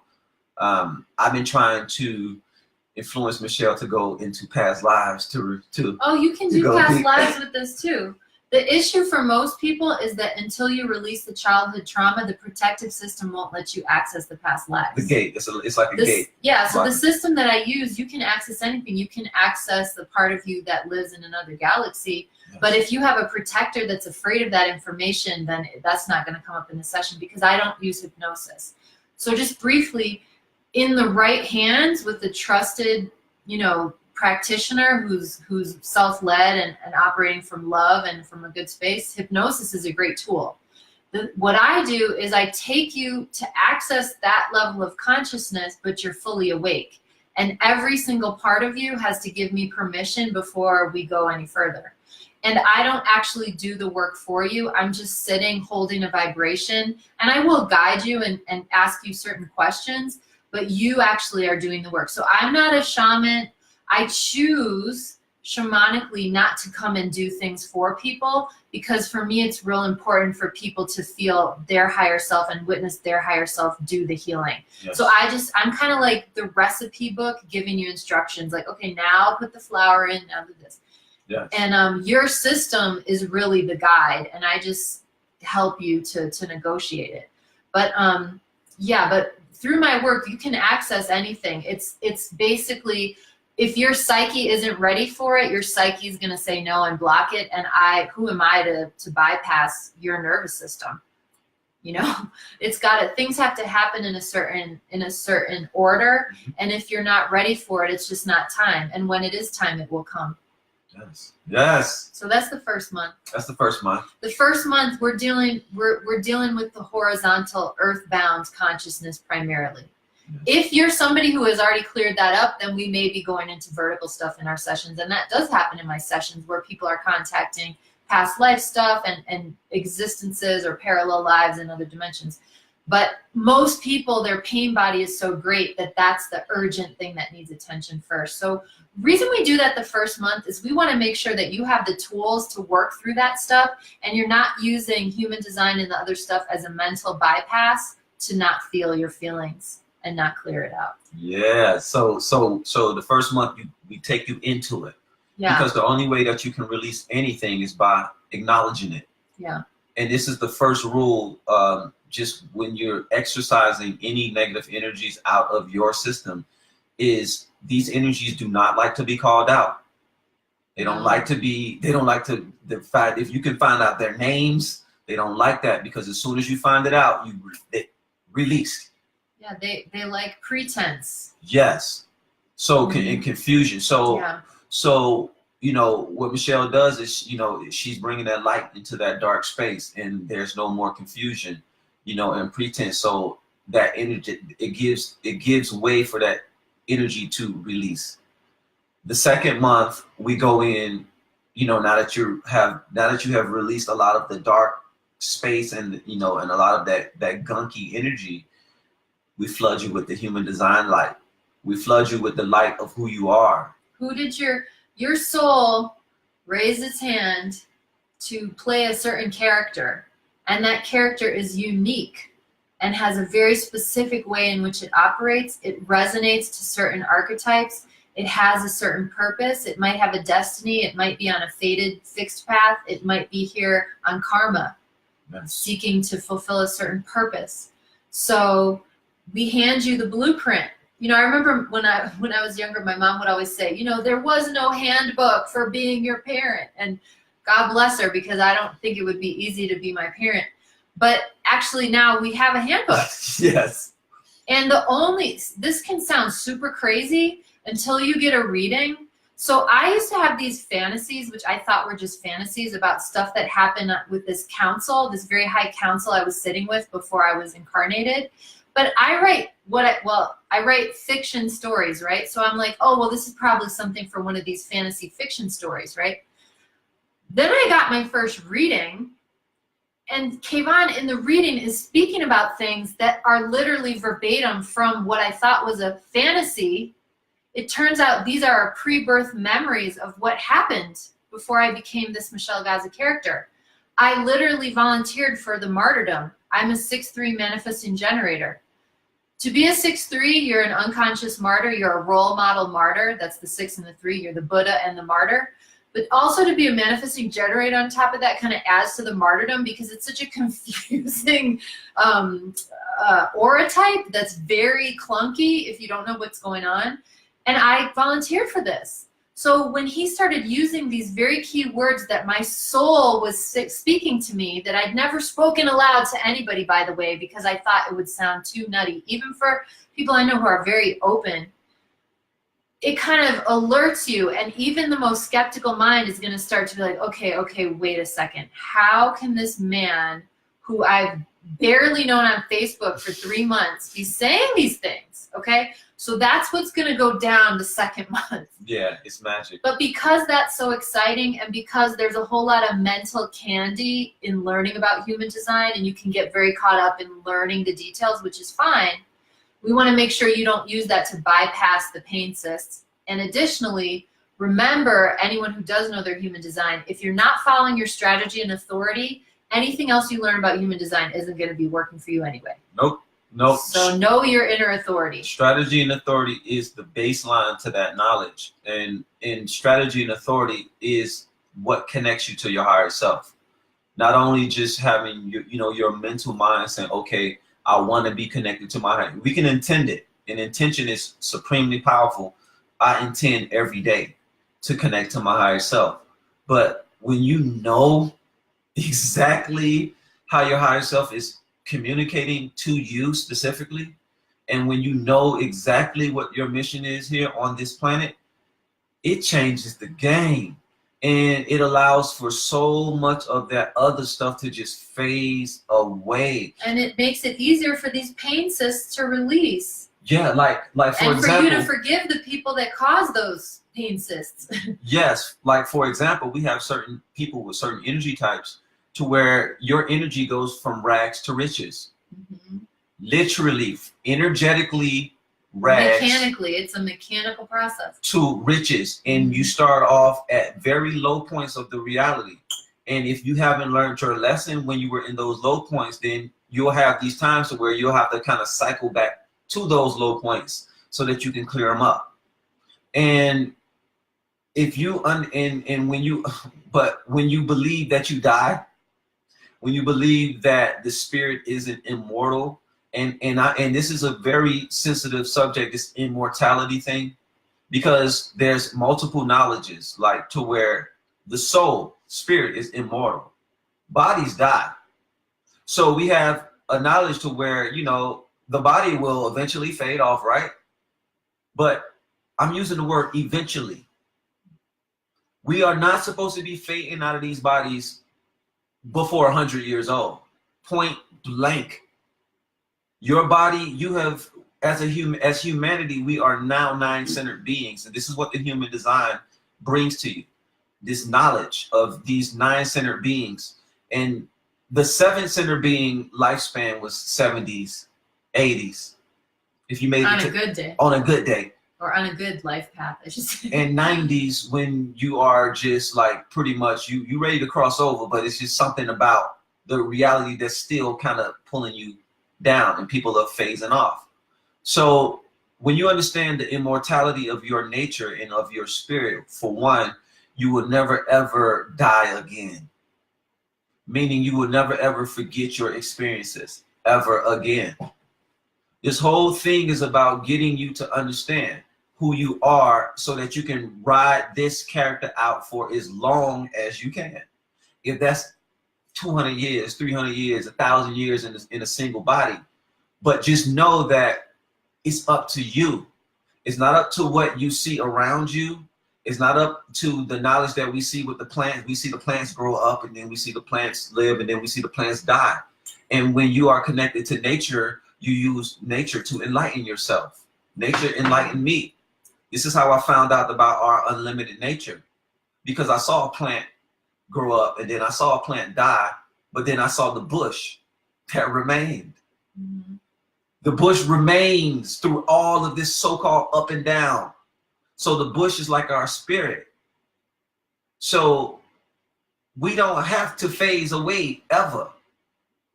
It's just we go in and out of these blossoms and these blooms and these different types of ourselves and these different flower aspects. But there's a point where, you know, like, and the only place I've seen this was in California. I've never seen a rose bush that lasts like year round. It's like immortal flowers in LA. Mm-hmm. I don't know how they are doing this, but the flowers don't die. Some of them do, but this is what made me really feel as if I was living in some kind of like weird matrix, because when we come home to our organic house, and I know it's real people and activity, our rose bush going up and down, straight up and down, living, dying, all of this stuff, just with our mentality. The bush is still there, but the flowers are dying off and receding and hibernating. But when I go out and about into the same town, the same city, same rose bushes, mm-hmm. They never fade. They never stop being in bloom. Mm-hmm. What is that? These people in LA, for whatever reason, their mentality, they understand something about immortality. So we have been given on certain levels of consciousness this whole up and down kind of nature, different seasons and all of this. But when you rise up into a certain frequency, it's constantly summertime. It's constantly tropical. Flowers are always in bloom. Fruit trees are always there. Organic everything. This is a frequency of existence that's actually here on the planet. And self-leadership brings you into these experiences from what I've experienced. That can bring us to the third month too, but I just want to mention one thing. Mm-hmm. I'm not going to mention names because I don't have permission to tell this person's story, but a friend who may still be on, this person did come on the live. This person's teacher's teacher is like 300 or 400 years old. This person is learning from a shaman healer whose teacher is several hundred years old. Now. Yeah, not in the United States. They may be in the United States. It's pretty tough. There's a certain particular type of colonization here that has made those people not want to be here, understandably, but they might be here. But it's interesting too, just as an aside, that people at that level of power tend to not want to be public. Mm-hmm. And I feel like they have a certain sober awareness that it's not their job to run around screaming to everybody, and that when people are ready, they'll find them. Yes. But anyway. Because it's a frequency. Yeah. And I believe it's just we can't see them because they're on such a high frequency. You know, they're on a frequency that does not believe in death. Or at least the way we believe in it. So yeah, and as you said something earlier, like, you know, you could stretch this life out as long as you can. I might add the nuance that you would stretch this life out until your soul's purpose, destiny, or fate has been truly fulfilled. Yep. There may be, you know, the Michelle Gaza character is great. This has been a very interesting incarnation. Actually, my college roommate just came on here, so it's exciting to have people around in my life who've been there even a long time ago when I was like really, really, really in the darkness and in the troll life and everything. To have come this far and experience all this contrast, really exciting. But I'm very aware that there may come a time where I'm like, okay, I've done the Michelle Gaza thing. Okay, good work. Time to go. Exactly. You know, new experience. And, you know, hopefully we'll catch up in the next life. You know, I would love that. Yeah, you know we ain't going nowhere. Yeah. You know, I always find you. So this will lead us, now that we're getting into the real magical stuff. You see, we work our way up to the third month because the third month is where your beliefs are going to get really stretched. Oh, yeah. So this man here has had hundreds of out-of-body experiences on purpose. Not because he was in a car accident and had a near-death experience. He can voluntarily leave his body on purpose. Sorry to point, that's kind of rude. Any of you who have ever tried to actually do this understand what an incredible feat that is. And you can all appreciate and understand. I love you too, Heather. You can all appreciate and understand why I have the most profound, immense respect for this man sitting to the side of me. Because you have to overcome an incredible, like, primal fear to get past that barrier. This is why we give you the tools immediately the first month to work with the tender parts and the vulnerable parts and all that, because if you can't work with that, the third month, it's just going to be really tough. You know, there could be anomalies where it happens, but we're putting this in a sequence in order. So we clearing out the trauma, giving the tools for you to heal yourself, which doesn't mean you have to do it alone. It just means you have the capacity. Then the second month, well, who are you? Now that the trauma is cleared and you're not the victim, the villain, or the savior anymore, well, who are you? And what does it mean to be self-led? And if you can be self-led, what's the game that you're playing here? It kind of helps to know what the game is. Are you Super Mario? Are you Luigi? Are you Yoshi? Are you Sonic the Hedgehog? Yeah. I'm none of those. I'm definitely none of those. So yeah. Yeah, so you might be one of these amazing characters though. So the second month is the human design month, and we go in and I go over things like your diet. Just to let you all know, we all have specific brain types. So depending on your brain type and depending on your body type, you have a specific diet, the way that you're supposed to eat, and also a specific environment that maximizes your health, wealth, abundance in all things. And we and our clients have tested this stuff, and it's real. It is totally real. Just for example, everyone's diet is it's unique to them.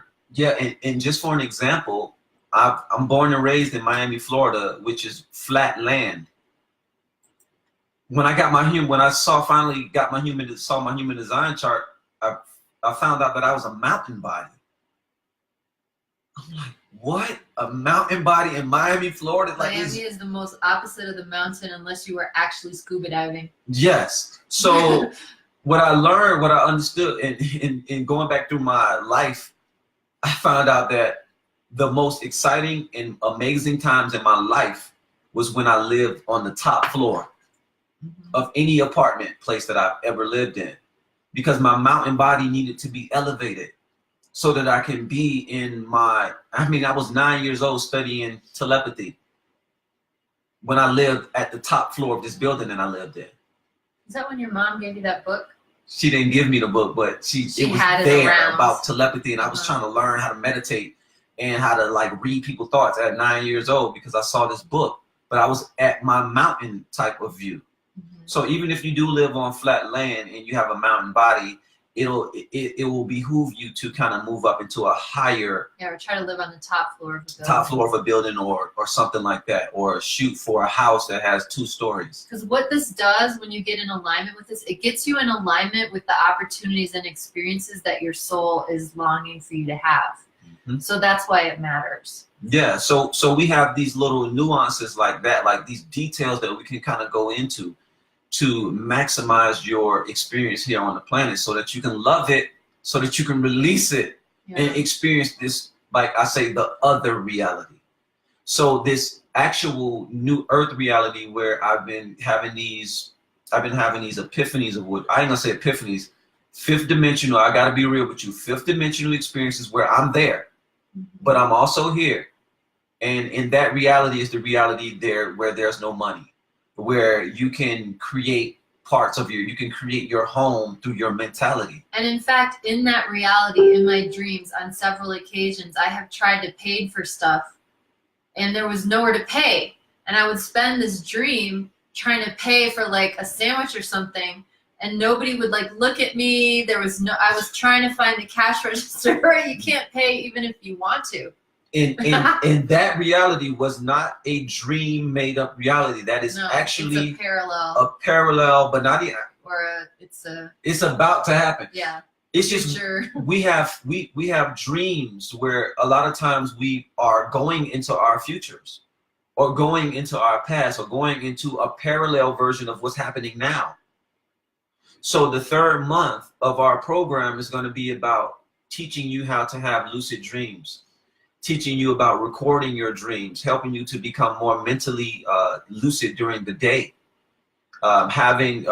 giving you techniques about out-of-body experiences. But even before the 3rd month, we have a treat in between. The human, I think it should be, I was going to do it in the beginning of month 3. Beginning of month 3? Yeah. Is when we're going to introduce everybody to the magic. Yeah, but I want to say something before I forget. Oh, I just lost it. Dang it, it was something super important about what you were saying. Out-of-body experiences. Oh, yes, choice. Okay, so because this is, I think, where the choice issue becomes the most challenging. In human design, you have a chart for your waking life character. You have a different chart for your dream body. Every night when you sleep, you have another body that you travel in. For most people, not everybody, it's a different aura type. So for example, I'm a manifesting generator. When I'm in my dream body, I'm a reflector. That is as different as you can get, literally. Yes. So all night, I'm in this reflector character being conditioned. That reality is programming the reality I'm experiencing in waking life. As above, so below. For most modern people with all these electric lights and sleep deprivation and overstimulation, we're disconnected from our dream body. We're being programmed by a realm that we don't pay attention to, and unfortunately in some cases have no awareness of. There are people who don't even remember their dreams. There are people who think they don't dream. Everybody is doing some kind of dreaming. There's probably people who sort of hover on this plane at night near the body, but everybody is doing some type of dreaming. That realm is much closer to the causal plane, and it's seeding this realm. Now you're coming here in this realm, you're talking to somebody who doesn't remember their dreams, thinks this character is all they are. They're getting conditioned by something they're not aware of and can't touch, and you're telling them they have a choice? Are you crazy? I just get up and go to work and I don't have a choice, and all these tragedies are happening to me and I don't want them to happen to me, and I didn't choose this. In the 3rd month, this is, okay, obviously in the 1st month, we're helping you connect with your core self, your so-called higher self, which maybe should be better termed the expanded self or the eternal self. So we're already starting that. But particularly by month 3, we're really helping you to integrate the multiple dimensions that is you, so that you can be conscious of the choices you're making in all those dimensions. Yes. And this is high level mastery. If you can master this, that's when you start getting into stuff that's so unbelievable. There's still parts of me that can't even believe it. I've experienced this myself. I'm going to tell you a story that I never really tell publicly, because it has to do with the situation where I was working with a teacher where there was a lot of shadow negative stuff that happened. But I was working with a shaman. This shaman met a girl from Germany. This was overseas in another country. He met a girl from Germany and he thought she and I would hit it off. So he said, I'd like you to meet this friend of mine. He didn't tell her my name. So he called me up and said, hey, I want you to meet this girl. You know, let's meet up and come and meet her. So I meet up with them. I'm introduced to the girl. I'm introduced as Michelle. And the girl's face kind of freezes as if she'd seen a ghost. And I'm like, okay, what's going on? So we're kind of chit-chatting. And at that time, I had been living in New York. So we're kind of, I was like going to go into the whole thing about where are you from? What are you into? Blah, blah, blah. And the 9/11 stuff had just happened. So I thought we were going to have a normal conversation. And no matter what I said, she was just looking at me so weird. And then she says, I need you to listen to something. She hands me her phone and plays a voicemail for me. The voicemail is this very high-pitched voice that says, this is Michelle, your travel agent. We're coming to pick you up. And she said, I don't have a travel agent and I don't know anyone named Michelle. I don't know how that happened. I don't have control over that, but it happened. And that was one of those moments where I was like, okay, there's something going on here and it's super powerful and kind of freaky, and I need to start knowing what the heck is going on, because if I have that ability, I want to know more about it. And also, if I have that ability, what else am I doing that I don't know about? Mm-hmm. And everybody's got stuff like this going on. Yep. You may have experience of it, you may not, but it's going on with all of us because all of us are multidimensional. Even the so-called background people are more than just one dimension because there's some kind of spirit life consciousness breathing them. Yeah, they're spirit. Yeah. It's just the soul hasn't sparked. Mm-hmm. And because souls need to grow like seeds, they have to be sparked. And if you don't have that soul spark in you, you're going to look like the Walking Dead. And you're not going to want to go inside of yourself. You're not going to you're not going to be excited enough, because you're literally, you're like a newcomer. You're just spirit. Or you don't even know, if you don't even know it's there, why would you look? Yeah, why would you look? Yeah. Exactly. So the 3rd month is it's just pure magic. And I was taught, I feel like there's multiple ways to make it, making it, and it's no goal that we're making it to. Was just, just as far as ascending into these higher levels of greatness, I was told that the only way to ascend yourself is through walking through that door, meaning leaving your body, understanding that your body is just the vessel. If you don't have the outer body experience, or you don't have that experience of leaving that body, it's damn near impossible to know that this other reality exists. We're telling you guys about this other reality and all of this magical stuff that happens, but you won't know this until you experience it. And you will not experience it until you intend it, until you make the choice to do it. And has everybody in our program, have all of these off-the-chain OVEs as soon as you do it? Not really, because this is a lot of the time for some people the first time that they're being exposed to it in this detail. So I've been doing this since I was 5 years old. Yeah. I've been leaving my body since I was 5 years old, like actually leaving it and knowing that and existing on this other reality. So it took me a while, and it took me years after that to kind of get back into it, and years of intending and wanting it. So we're opening the gate, and because we don't have a lot of just restriction in the reality anymore, it depends literally. Now it just depends on your determination. It depends on if you are really gonna go in and try to attempt this thing, and then when you attempt it, are you gonna back out of it at the last minute? So, or like me, the last time I was so close, and unfortunately, again, I'm an unconscious 3, so my trial and error, it just can't be helped because it's unconscious. And my, 6 personality on the mountaintop with all this vision and all this Buddha wisdom can't help the fact that I'm a 3. So I decided to attempt an OBE on a day that I had been fasting when we were up in the mountains at almost 10,000 feet high altitude. Thank you, Shaman Hands. We love you. Thanks for being here. I know this is going on really long. thank you, bro. So we appreciate you, and we feel you, and we love what you do. So thank you for being you. Yes. So at any rate, so I attempted it during a fast, silly girl. And I got really, really close. And, there's a certain point where you're going to pass the threshold, and there's a fear that arises because your body has this natural fear that's inevitable. It's just part of the genetic code of survival and wanting to keep consciousness in the body, because if your consciousness leaves permanently, the body no longer is. And I got right to that precipice, and then I went and threw up. Yes.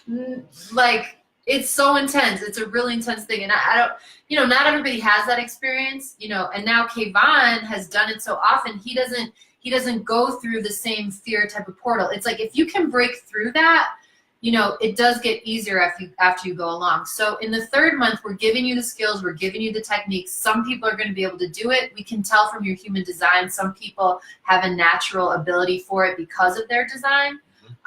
Some people like me, you're going to attempt, and it will take longer. The lucid dreaming, that's kind of a different skill set. Again, very challenging, but it's a lot easier. It is easier because you don't have to cross that fear threshold of the death threshold. And lucid dreaming literally is waking up inside of the dream, realizing knowing that you're dreaming. Yeah, knowing that you're dreaming. So that the out of body experience and the lucid dreaming, they can actually blend into one experience. I've had lucid dreams where I started off in a lucid dream, and then I woke up and realized I was dreaming, and then it faded away. But instead of me going to my body, it just faded away into an out of body experience. So I faded back away, and I went to that new earth realm that I kind of always go to, that I've been anchoring for just these past couple of years. So that's the 3rd month, and I call it like just the release. Like this, that's the month that it literally, from then on, you are self-led. You are now walking through that door, and you are on that other side of the veil. And from there is when you start to actually have the real life experiences. You go through real challenges that can be solved, not challenges that keep you running around in a circle. Challenges that uplift and inspire your soul. And Zambu, Zapi, Okay. Pops, I just want to say what's up. Yeah, thank you for being here. Thank you, Pops, for being here. And we call him Pops. If you see him on the thing, Zambu, we call him Pops. Yeah. Because he's Pops. And this dude is it's an elder, man, with a lot of knowledge and good energy. And we love you, Pops. Yes, thank you for being here. Thank you for being here. And he just woke up from an out-of-body experience. And he just woke up from OBE. Turned on FB, Facebook. Come on. Just woke up from the OBE and turned on. You be the judge. You be the judge. And this is what this is our circle of people. Yeah. You know what I mean? Like and these are the people that come to the school. So you get to be around other people they're already at a certain threshold of experience and awareness and openness. Yes. So last but not least, Oh yeah. So now we got last but not we got a least, special new bonus. we got a special new bonus that we haven't had before. As part of the package, you get all this group coaching. There's a secret Facebook group that nobody can find, even if they search for it, unless they're a member. So you got privacy, you got a safe, loving environment, you got all these just off the chain, wonderful souls to be around who you're just gonna love just knowing that they exist. 6 individual sessions. So we get the best of both worlds. You got the group coaching, and then you get the one-on-one stuff if there's stuff that's a little more intimate that you want to work out privately, and to just work on your unique stuff, yeah? The group coaching, we're in the group every day, so you have constant access to us every day. So we're literally guiding you through this stuff, holding your hand. We're not just giving you information to be like, good luck with that, see ya, thanks for your money. We're like really gonna make sure that you are integrating this and, you know, adapting to the self-leadership and learning how to apply it and so forth, because we don't pretend that you could just get all of this necessarily in 3 months automatically. So it's an ongoing thing, and you'll have lifetime access to the Facebook group, and all the webinars are recorded if you can't be there live. 6 private sessions, one of which is a special bonus, which we are doing for the first time.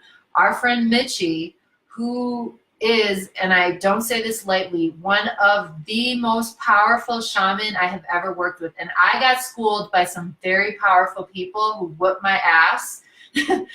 This man is the real deal. His work is different from mine. He gonna go much more on the vertical plane. It's gonna be a very different experience than what you get with me. So don't think like, why do you need another shaman? He works very differently, but he is just really the truth, and he can do Akashic record stuff, past life regression, entity removal, all of those services I recommend. Entity removal, exorcist, yeah, extraordinaire. The entity that I told you guys that I had to get removed from me, that was helping me with clairvoyance ability, was removed by this brother. Yeah. And like, very high caliber of skills. I do not, let me tell you, I don't say this lightly. It is so hard for me to find actual healers or people that can actually penetrate my field to remove certain things, like to do the work on me, because I do a lot of work on myself. It's not even like I'm self-led. Like, I'm not lying about that self-leadership thing. Like, we are self-led. I make my own spiritual healing energy tools. These medallion and pendants that you see, these rings, I made these. So I work, you know, the Ankh of power. I work with these energies, you know, and I work on myself, and I do my own regressions, and I do all of that stuff. And I still tell you to this day, like, when that dude called, like when I called him up, he called me up, and I'm sitting there, and he telling me to close my eyes, and I'm just there, and I'm not in hypnosis or nothing. And he attaches, he connects to you, to your energy field, and goes in, and I'm just calling what it is. I feel like he has access to the book of life, and this dude can turn them pages. And not a lot of people get access to that knowledge and that information. And this dude is doing real healing work. He's removing real entities. He's helping major people to, like, you know, to get that dark spot out.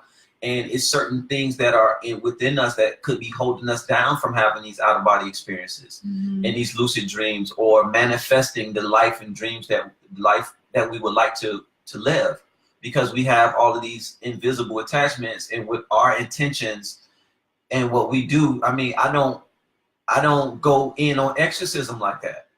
I don't go in on the Akashic records like that. Like, I go in on the human design, and I go in about ascension, things like that. But I, like this dude, like I say, we have our different colors within this puzzle of life.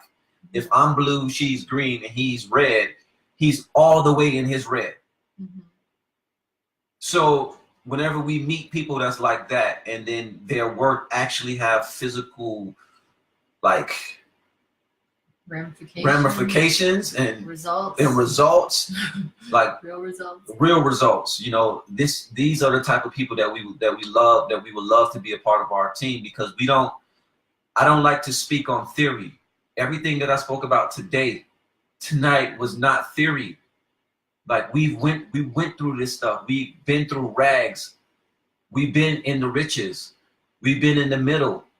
So we've experienced this, and if you know us, like, you know, we've been driving all across the United States, and coming to we people's literally houses. have taken this from the projects to the princes. Literally from the project to the princes. Literally, we're not even joking a little bit. So we know self-leadership is for everybody. And then in terms of this entity stuff, we do have a webinar in the first month talking about dealing with entities using the framework that I use, which is a different approach. And the reason that I added this in is because it is one of these things where there's been so much brainwashing about that realm, and so many of us are so misinformed and confused about it. So I just made it a whole separate webinar. I ended up making it, and the sad thing is I gave the best webinar of my life on that topic in the last semester, and the recording did not work. And I'm telling you, like, I was like, who is this talking? Like, who is this girl with all this wisdom and power? So then I had to redo it. So we'll have to do it again live. But so we can talk about that. And sometimes in the sessions that I do, the entity removal does come up. But again, I don't do it for you. I guide you to have your higher self do it. So when you work with Mitchie, he actually, as a service, does that for you. Yes. With your permission stated at the beginning. So yes. You'll be kind of guaranteed. If you don't work it out with me, then at the other bookend, you're gonna get that work done if you need it. Yes. And it's very shocking and sobering to realize how many people need that work and are walking around not realizing that, you know, sometimes it can be some of them are kind of benign. They're not really evil, and then some of them are super evil. So it's good to kind of know how to deal with entity removal. Yeah, and it's not even always about just only entity removal. You know, it's literally just, you know, I'm not going to share my session, you know, but I can still let you guys know just certain things that was verified for me. This is how I know this guy was the truth. I had a dream. It was a lucid dream that I had a while back, where I was waking up out of this forest, but waking up as like a 50-foot tall giant. Like literally, and it probably more than 50 feet. Like I was huge, like taller than the mountains. So it had to be more than 50 feet. I was huge. And the evergreen trees was like coming up to my knees or something like that. And I had this dream maybe last year, maybe 2017 or 2016. And I just kept it to myself, wrote it in my dream diary or whatever. And that was... I didn't ask him anything for our session. I didn't ask him to do anything. We didn't tell him anything. I didn't tell him anything. I wanted to see what his skill level was. This dude brought me exactly into that reality. And described that character. That I was like, what is this? I feel like I'm like this giant, this huge. This dude took me to that. So it wasn't like my whole session was about clearing some entities or what. I didn't really have that much. I only had like that one energy thing. So it was like, I don't know if you guys know about quantum healing hypnosis and things like that, and going into these other alternate parallel lives. So it was like an Akashic record journey that I was on. So this guy, he will take you on a journey, and that journey will, you know, depending on what's needed by your higher self, whatever, may include healing, clearing, or whatever it is. But it was so exciting, and it's like I'm gonna do another session with him. I know I'm gonna do it again because it's too amazing not to. I would do one every week if I could. Yes. So we're bringing that.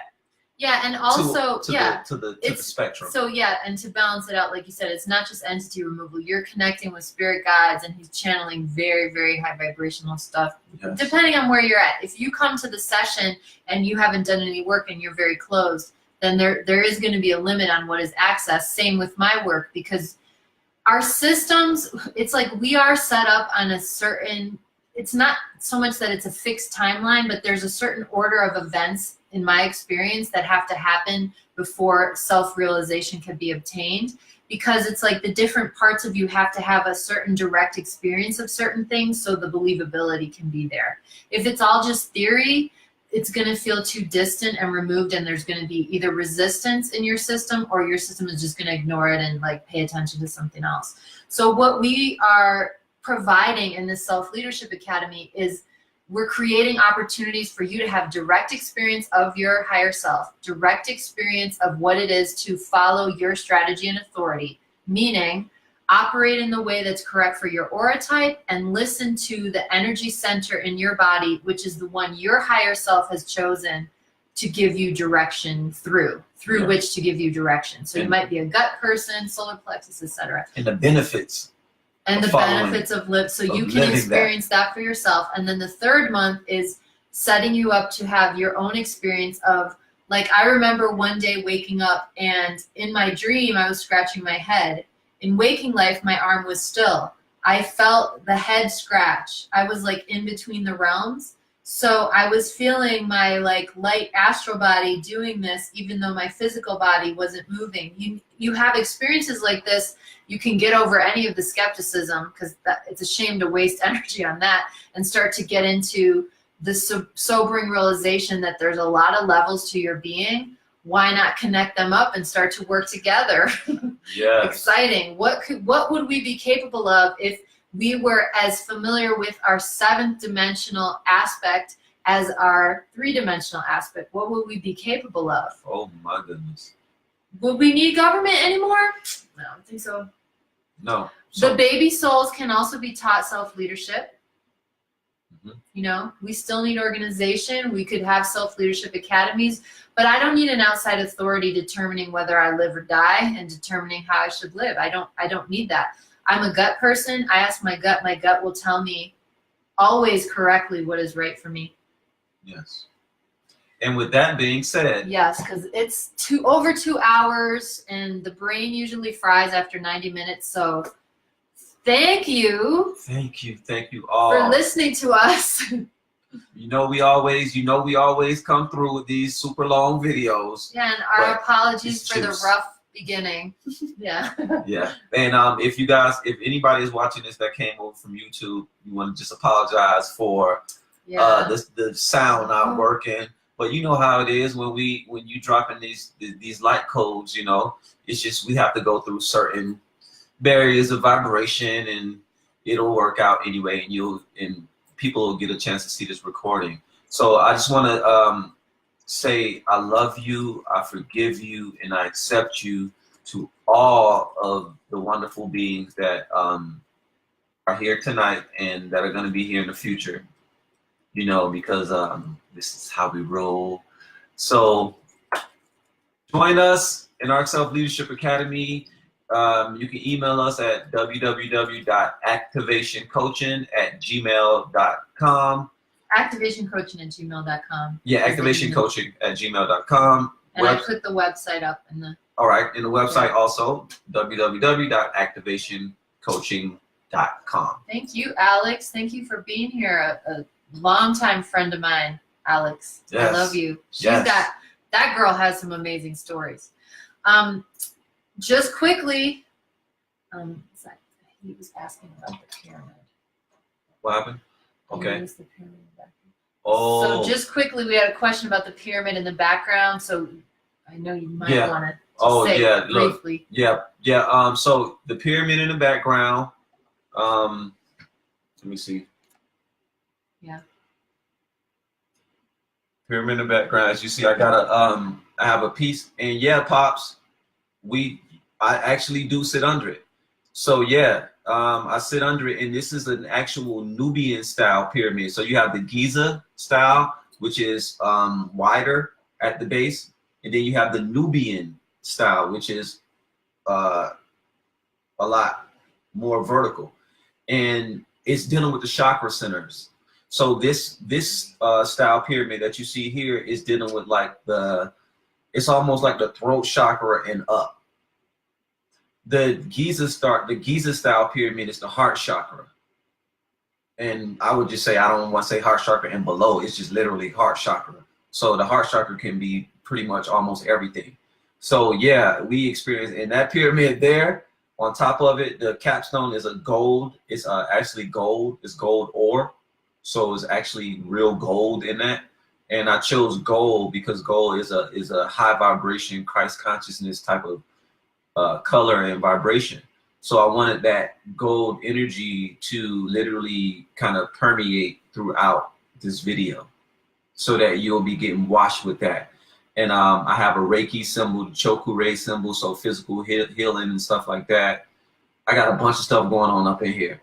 So and soon to come, we are going to be having. Read my mind. Yeah, we're going to be having basically like special retreat weekends for individuals or couples or even families, if you want to have your children do this work too, to come and stay with us. We're doing an Airbnb in our basement, so we're going to have facilities to house people. If you want to come and meditate under these pyramids and work with us and get sessions in person, we're going to be creating packages for people to do that. And also, we are going to be having group retreats soon to come, and they are only going to be for people who've graduated from the Self-Leadership Academy, only because we want to be able to do work with people who already have done the foundation so that we don't have to review the foundation and we can just go straight into the work. There may come times where we do other retreats in future that are open to anybody, even newcomers to the material, but we want to set up a system where we can go really deep and kind of go for the long haul with people who really want to master this stuff. Yeah. And Yoshi will be here. He's good at grounding you, sitting on your feet. Lucian may have to sit in the room by himself because he's too rude. But so we will be doing that, and we've got these 2 pyramids and lots of other healing tools, and we're gonna have a grounding center in the backyard, et cetera, et cetera. But we've kept you long enough, and my defined throat chakra could keep talking for hours. We love talking about this subject. So once again, thank you. Thank you for your patience at our rough start in the beginning. Thank you for caring about this material. Thank you for shining your light. Thank you for having the courage to engage with this stuff. Thank you for having the courage to learn about yourself and to stand up for your own self-leadership and power, even when it's going against immense pressure to stay asleep. And we love you, and we feel your support and validation, and it feels good. You know, it just kind of expands our courage. So, namaste. Yes. Be healed, be loved, be light. Yes, yes. And have a great night. Thank you, everybody. Bye-bye. Activationcoaching.com. Oh, and we also have scholarships. There's a tab. I can't remember. I just redesigned it today. There's a tab at the bottom of the page, several tabs. You can click to get a free consultation with me if you want to know more about the program, if you want to know if it's the right fit for you. We understand that before you lay down hundreds of dollars, you're going to want to really know if it's the right choice for you. So I love doing the free consultations. I love doing it. There's no obligation. So click that button, get a free consultation. Or if you know you're ready to go, there's a sign up button there. You can register for the school now. We accept payment plans. So again, do one of the free consultation appointments if you want to do a payment plan. And we've already got a couple scholarship people, but we could maybe do 1 or 2 more. We have to cap the program because we do so many one-on-one sessions. So there is a limit to how many people we can take.